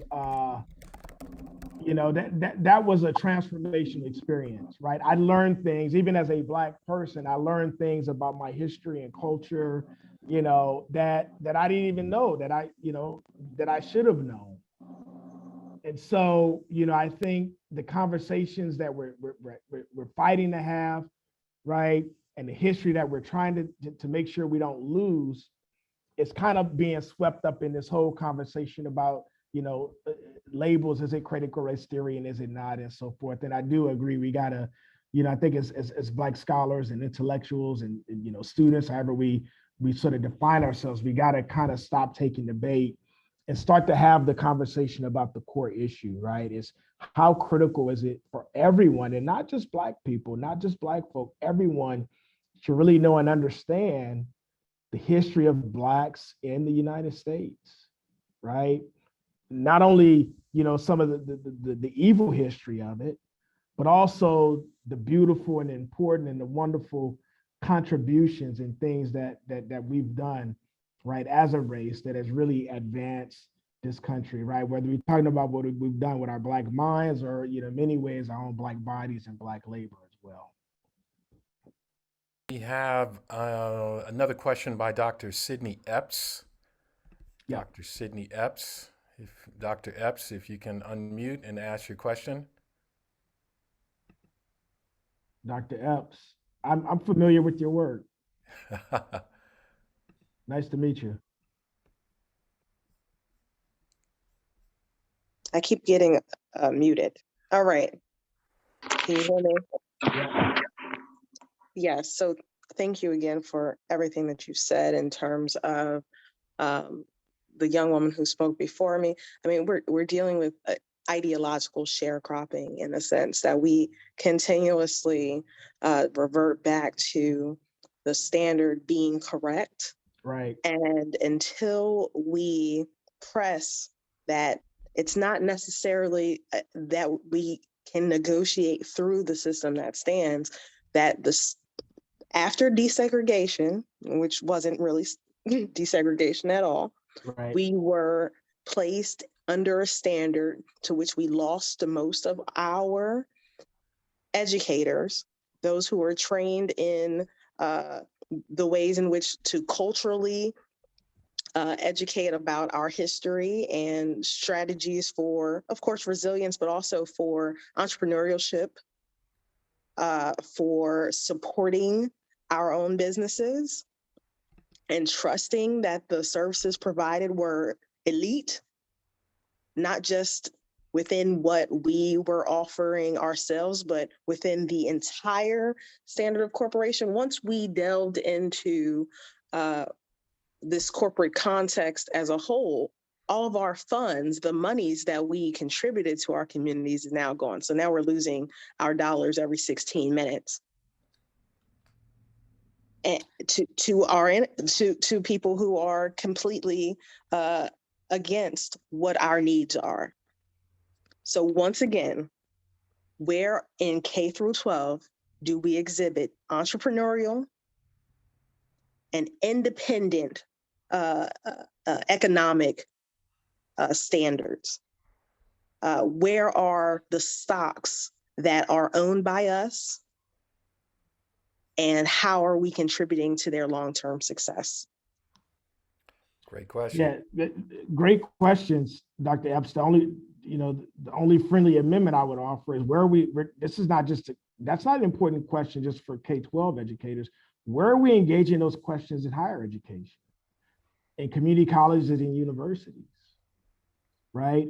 And, I think another point you raised that's worth noting, like no one's coming to save us, right? And so, that's sort of the grand challenge that we have as Black educators is, we sort of find ourselves, in a system and trying to correct a system that has systematically oppressed us, right? And so sometimes I think we feel as though, okay, well, yeah, and it's a real dilemma, right? Because yeah, we should expect more from our schools and our institutions, right? And the social services that support us, right? But they were never really designed and built for our existence or liberation or thriving. And so, how much can we expect from an institution that was not designed for any of us to be here? Certainly, not as students, and damn sure not as professors and staff and, some of these other roles that we have. And so, that's, I don't have a good answer for that, but sometimes that's what keeps me up at night, as we're trying to reform something that, that wasn't really designed for us at all. Next I saw question. Tremaine Davis here too, so I see we got. He was, and he just came out. I saw him in his car. Okay. Kaneen Holder. Yep. Canadian. Yes, thank you so much. I'm like having the time of my life right now. So good. So my research, so I use humor to heal the racial divide. So how like every once in a while I like crack up. And so you have to occupy humor, that's part of my healing actually. So pardon me. We're having trouble hearing you, Sister Holder. Okay, great. Can you hear me now? Oh, yes, so much better. Yes. Yes, 10 times better. Yay! I said I use humor to heal the racial divide. So humor is part of my radical self-care. So that's why I crack up at whiteness. I'm like, oh, standing ovation, Yeah. Because if not, I lose my mind. So I love the notion of racial, the race lighting, which I think is applicable on an individual level, but I'm also thinking about on a systemic level, in media as well, how racial, there's like an overarching, pervading, omnipresent, omnipotent race lighting that happens, it's in the water, So last night I watched Ken Burns, right? Oh, we love him.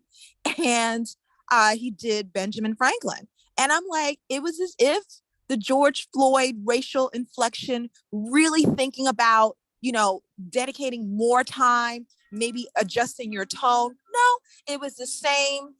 He had a British actor, a narrator with I apologize, I live on 125th Street in Harlem.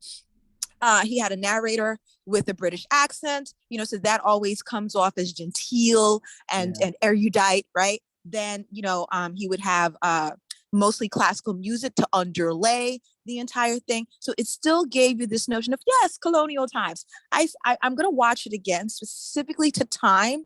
How much time was actually dedicated, actual words, actual screen time, okay, in 2 hours was actually dedicated to enslavement, was actually dedicated to that he stole some of the tenets for, these revolutionary documents from the Iroquois Convention. I swear to you, it was like 5 minutes. And this is what I mean by like the race lighting that happens in the media, that there's other levels and levers, excuse me, and valves that are turned on and turned off. It's what I call black to normal. We're black to normal. Right. You know, because I would have thought that there would have been a lot more to address his he enslaved people, you know. And so when you think about all of his inventions, again, to me, that's also race lighting. We all know that enslaved people, the quote unquote master could just straight up steal any intellectual property and take credit for any invention and anything, right? So I always question, well, The question. So the question would be, what do we do to intervene? I guess maybe that would be race lighting in media literacy. That would be my question. Great question. And by media, I'm gonna kind of broaden that to social media because we consume a lot of that as well. We have to, first of all, teach ourselves, but also when we think about education, being critical consumers of media, it needs to be right up there with financial literacy. Like it needs to be a life skill, right? And so, I think sometimes we consume media uncritically, particularly, when we're younger or, as we're kind of learning about things. And if we're not careful, it could be easy to internalize the myths and misconceptions and, experience race lighting through the media. And so that's sort of my short answer to probably a question that deserves a lot more time and thoughtful attention. All right, we have time for one more question, and that's from SDSU well-known alum, Tremaine Davis. I can't think of a better way to end than with a question from Tremaine Davis. All right. So somebody that I love and respect a great deal. TD, go for it, man. Well, now it's a lot of pressure. There's been already so many incredible questions that's been asked, and I feel like I got the weight of the world on me. But one thing I wanted to bring into the conversation as we're talking about this important topic of whether it's racial battle fatigue, but also finding solutions. I know historically, when we look into particularly our college campuses, there's been a lot of nowadays there's more social activism along the side of athletics. To some institutions, it's something that is new, but we know that this is not anything new towards our community. We think back to the days of 68 with, Dr. Harry Edwards, along with Dr. John Carlson, Tommy Smith, and that activism, going even back further to Kareem, as well as people like Bill Russell. My question is there ways, or how critical is it for support to be around coming together both on the side of student support from main campus as well as athletics to work together to ensure that these situations that we deal with can be handled more done as an institution, individual wise? Yeah. And besides that, it's great to see everyone. Thank y'all for allowing me to say the last question. Yeah, thank you, TD. Brilliant question as always. I think a couple of things come to mind immediately. First is we have to recognize that student athletes are students. And they, even though they're in some ways, right, they're under contract in many respects, right? And that a coach and that an athletic department could have incredibly profound influence. They deserve a voice, and they should be able to use their platform in a way that other students do as well, whatever that may be, right? And so I think as educators who are working with student athletes, part of what we have to do is first and foremost recognize and value and appreciate their voice, but also, talk with them and give them some guidance and give them, help them kind of harness the energy that they have to be, whether we call it advocacy or activism or whatever it may be. To your point, TD, we have a rich history of, our Black athletes, whether they're college athletes or certainly pro athletes, that have been at the forefront of movements around social and racial justice, right? I know that a lot of it kind of went away in the 80s and 90s, and it sort of seemed to, slowly come back when we think about, some of the work that LeBron James has done and Colin Kaepernick, certainly things of that nature. But I think part of what we have to do is first and foremost, don't just engage them as students, but I mean, as athletes, but we got to engage them as students first and foremost, right? And think about the athletic platform just the way we would think about someone who's in, student government, or someone who's in, the president of the Black Student Union and things like that. Now we know it's much more visible platform for student athletes, right? And that sort of thing. And so there's those contextual differences. But the one thing we shouldn't do is try to quell or silence them, which historically has always happened. And the sort of contractual obligations that they have with the university and their affiliation has been a way that has happened. But I feel like that's changing in a lot of respects too. Think about name, image, and likeness, and the NC2A is in the middle of a process of kind of reconsidering their whole constitution. And we know student athletes are going to have a lot more voice and a lot more say in terms of what happens to them than they have in the past. And so, remains to be seen what happens, but appreciate you, man. I appreciate all of you. Thank you all for being here. All 306 of you. Had no idea that this would be this as tremendous of a turnout. And I just hope it's been valuable for you all. We hit over 440 as you began your talk. So wow. I definitely want to thanks, folks, and thank you, Dr. Harris. If we can unmute just for a bit and give him a hand. Man. Thank you. Yeah. Awesome. Yay. Excellent. Thank you. Ashe, Dr. Harris. Thank you. Y'all gonna make me cry. Y'all gonna make me cry. job. Well, there'll be tears of joy. Black excellence in the house. Yes. I would love to yell for you, Brother Harris, but I might get arrested in this airport over here, so I gotta be quiet. Nah, don't do that, man. Hey. All right, Dr. Whiting. Appreciate it. So we do have, I was letting y'all know before, we do have some more presenters. I don't know if Dr. Green, you had anything you wanted to add before I introduce our graduate assistant? Okay. No, we're good. Thank you. Our graduate assistant, Kiara Pratt-Perry, who helps us make sure our Henrietta Goodwin Scholars Program runs. For those of you who are not aware, our Henrietta Goodwin Scholars Program is for entering students coming to San Diego State. It is named after the first Black person to graduate from San Diego State University. That's Henrietta Goodwin, or HGS. And I'm excited to hear from some of our brilliant students. So I'm going to let Kiara Pratt-Perry introduce the students as they come up to share some of those things. Dr. Harris talked particularly about sharing information and sharing our stories. So this is definitely a part of it. So Kiara, are you ready? Yes, I am. All right, hello everyone. As Dr. Gamble said, my name is Kiara. I am the graduate assistant for HGS, and I have the privilege of introducing 3 of our scholars who will be sharing their oppression and resiliency statements.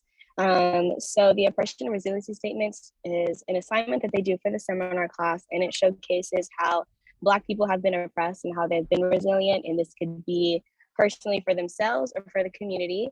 And so the 3 scholars that we have performing is Liana Parrish, who is a first-year psychology student. We have Amaya Purnell, who is a first-year student pursuing a degree in Africana Studies. And our last performer is going to be Merib Kazay, who is a first-year film production student. So we have the privilege of having them all have recorded their pieces for us, and I'm excited to present their videos to you all today.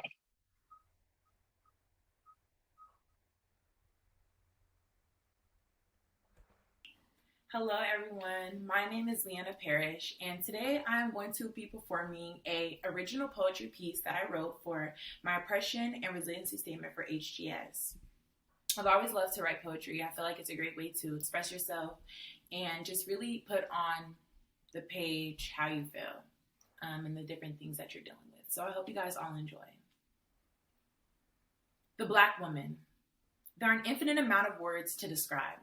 Beautiful, powerful, sun-kissed, and full of pride. Not prideful, but full of pride. See, there's a difference when you're forced to hide who you are in order to be accepted.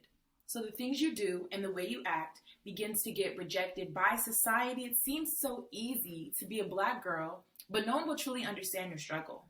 They call you the angry Black woman. Ill-tempered, overbearing, hostile, and ignorant. All these words burn like acid when said. These characteristics are stamps that are placed and taught in red.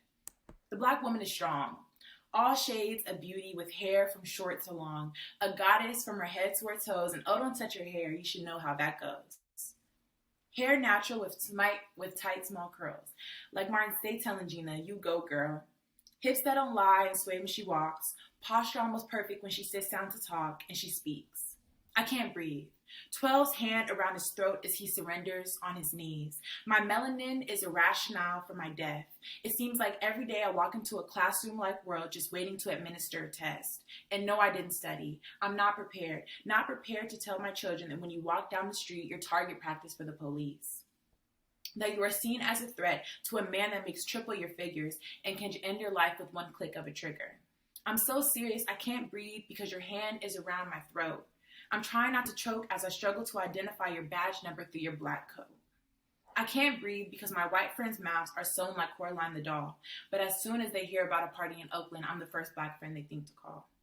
I'm angry because the systematic oppression is not taught in your white history book, causing anger, depression, and division based upon looks. If it's his story, then who the heck is he? The white man that stole land from my ancestors, which essentially leads back to me? Y'all owe me some form of money. You took my liberty, you took my justice, and I'm not even going to pursue happiness because I'm pissed. Other cultures want to talk about what they wrestle with, but when we say Black Lives Matter, they're desolate. I'm trying to figure out what's going on in your head. I can't breathe just like that. I'm dead. So I hope you enjoyed my poetry piece, and yeah, have a nice day.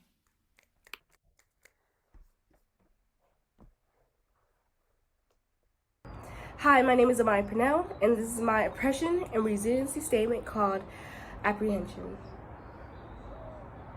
When I was 9 years old, God told my tongue was darker than the rest, but lo and behold, without the knowledge that it was a test, got to keep manipulating cons, snatched my hair too straight from my dome. Lisa told me, I really like your hair, look just like mine, I hold it running through my fingers if you don't mind. I told her, thank you, Lisa, but not to be rude, I got a real fear buzz, life's alone. I know your wash day is on Monday. I know you itching like every day to tell me that you're truly jealous of my skin. My skin unique, it comes from the power from within. But that's something you wouldn't understand. You got your parents in the corner like Birdman. Your great-great-great-granddaddy set your people up like Peter Pan. But you honor every day like he the man. Thank you so much for listening. Hello, I'm Merab Kahzai. You may know me as Merab, and I'll be reciting to you my poem titled What a Joy. What a shame that I thought my accent was wrong. What a shame that I thought my clothes were uncool.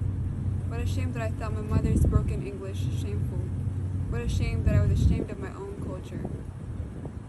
What a shame that I spoke the words, I'm Eritrean, not African. Having been well fooled that American or European was synonymous with better or even best.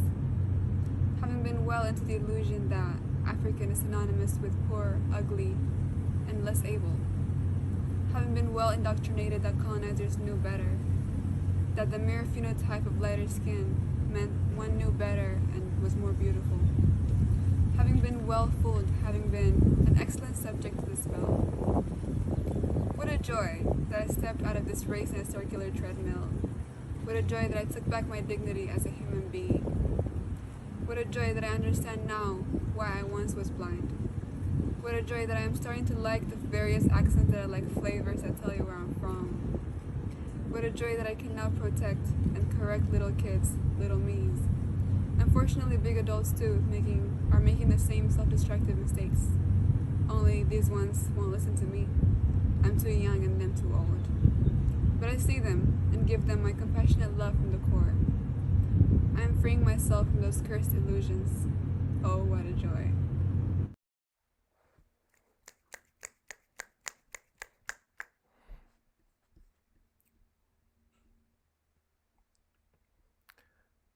Kiara, do you have anything else to add? All I would say is just very proud of those students and seeing them come such a long way this year. And they were able to express a lot of what goes on. So many of our students did really great assignments along those lines. So just glad you were able to enjoy their efforts here today. Very, very thankful for them.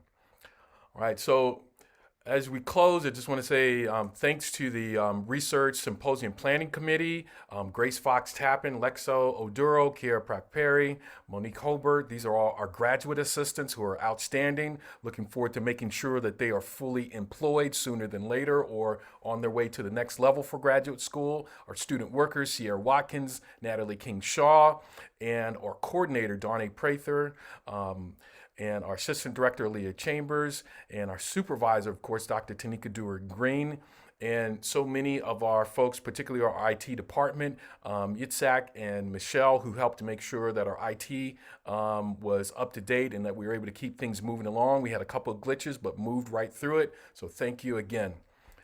I will end here with the words of the late Dr. Asa Hilliard. Many of us do not know it, but African people have thousands of years of well-recorded deep thought and educational excellence.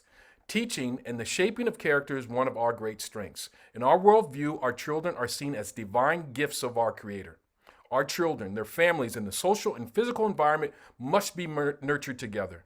They must be nurtured in a way that is appropriate for spiritual people whose aim is to build for eternity.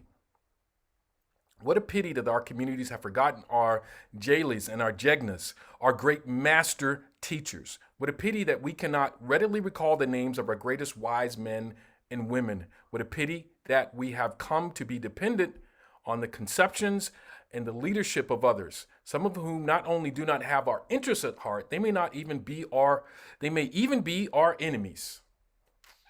Some actually seek to control us for their own benefit through the process of miseducation. That's Dr. Asa Hilliard. So thank you for joining us today. We're humbled and honored to showcase the brilliance and intellectual prowess of our Black scholars at SDSU.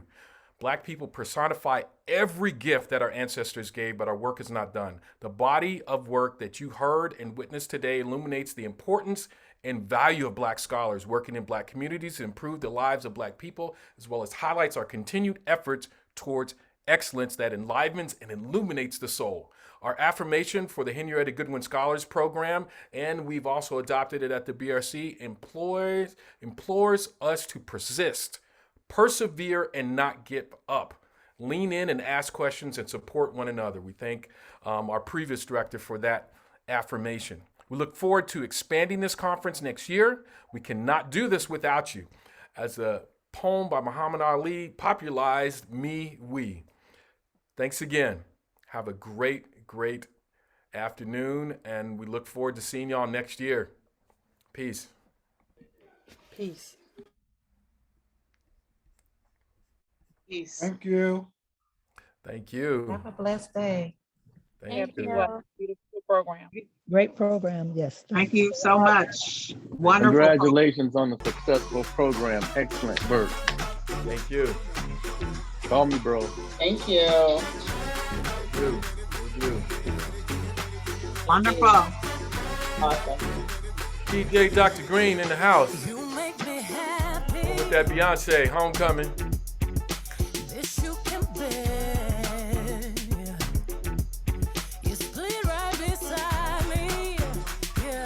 Y'all holding it down at the BRC in the backyard.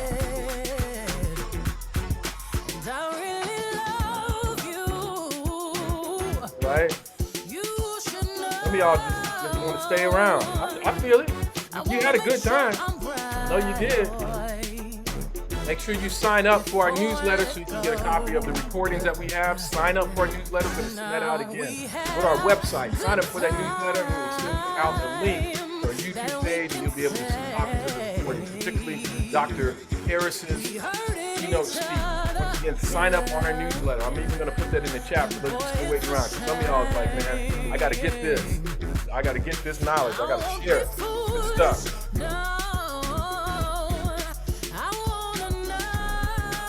So go to our website. Boom. Right here in the chat. In the Ripken. Just look right below there. And go to the chat. Then we will continue to do that. Keep it 100. Feel free to donate to the BRC while you're at it. This is a free event. But we got students to send big places, got scholarships to give to them, got to get them involved with internships, career opportunities. Our students are moving on and on and on. Hopefully to having them on some good trips to Africa, the Caribbean, and any place that we can get them going where they can learn how to be international leaders. Get that experience. Right. Make sure you sign up for that newsletter so we can get that information to you. We're sharing that with you. Sign up for that newsletter.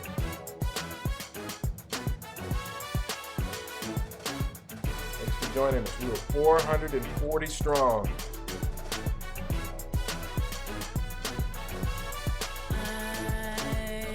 Pull up to Coachella and boost with the ghost feathers. I brought the squad with me.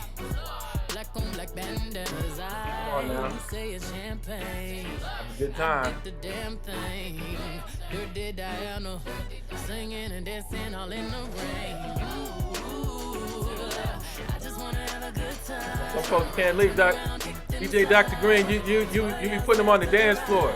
Put them on the dance floor in the Zoom. That's how good it is. That's how good it is at the BRC. Y'all folks are gonna have to come and visit. For sure. Man, these folks want the playlist, Dr. Green. I don't know. They're just gonna have to come back next year or to some of our next events. Get that playlist.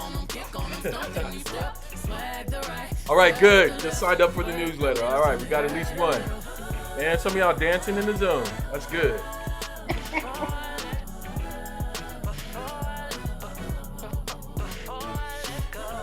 Wow. Good time. Good time. Dancing at your desk. All right. Sometimes that's how you combat that race lighting stuff. You have that black joy. Enjoy your time. Yeah.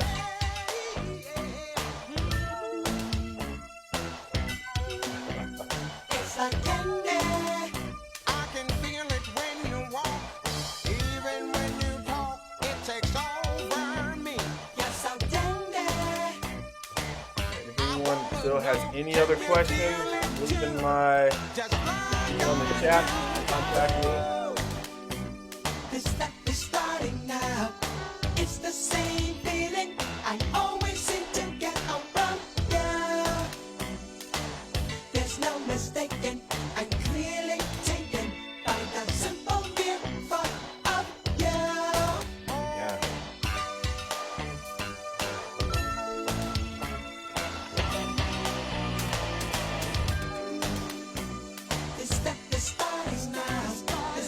Had a good time, boy. I've seen some events, folks leave as soon as it's done, man. They want to stay around. Yeah, it's like this every week at the BRC. I want y'all to know. It's like this every week at the BRC. We have a good time. Good time.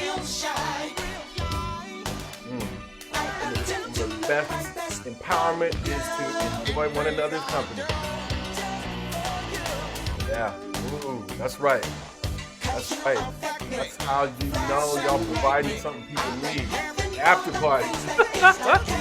Yes, yes indeed. Yes indeed. Good time. I don't know, Dr. Green, we might have to do another mini prep conference in the fall, just cause.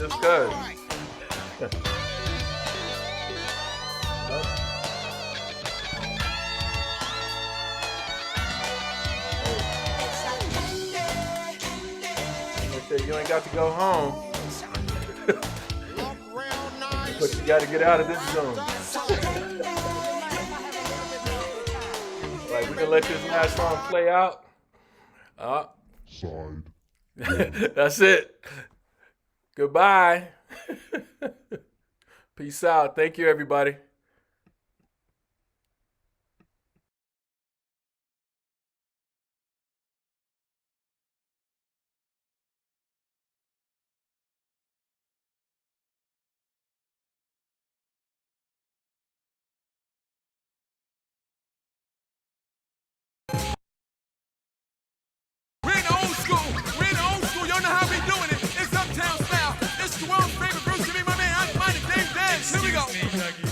Yes! Have you ever seen a show with fellas on the mic with 1 minute rhymes that don't come out right? They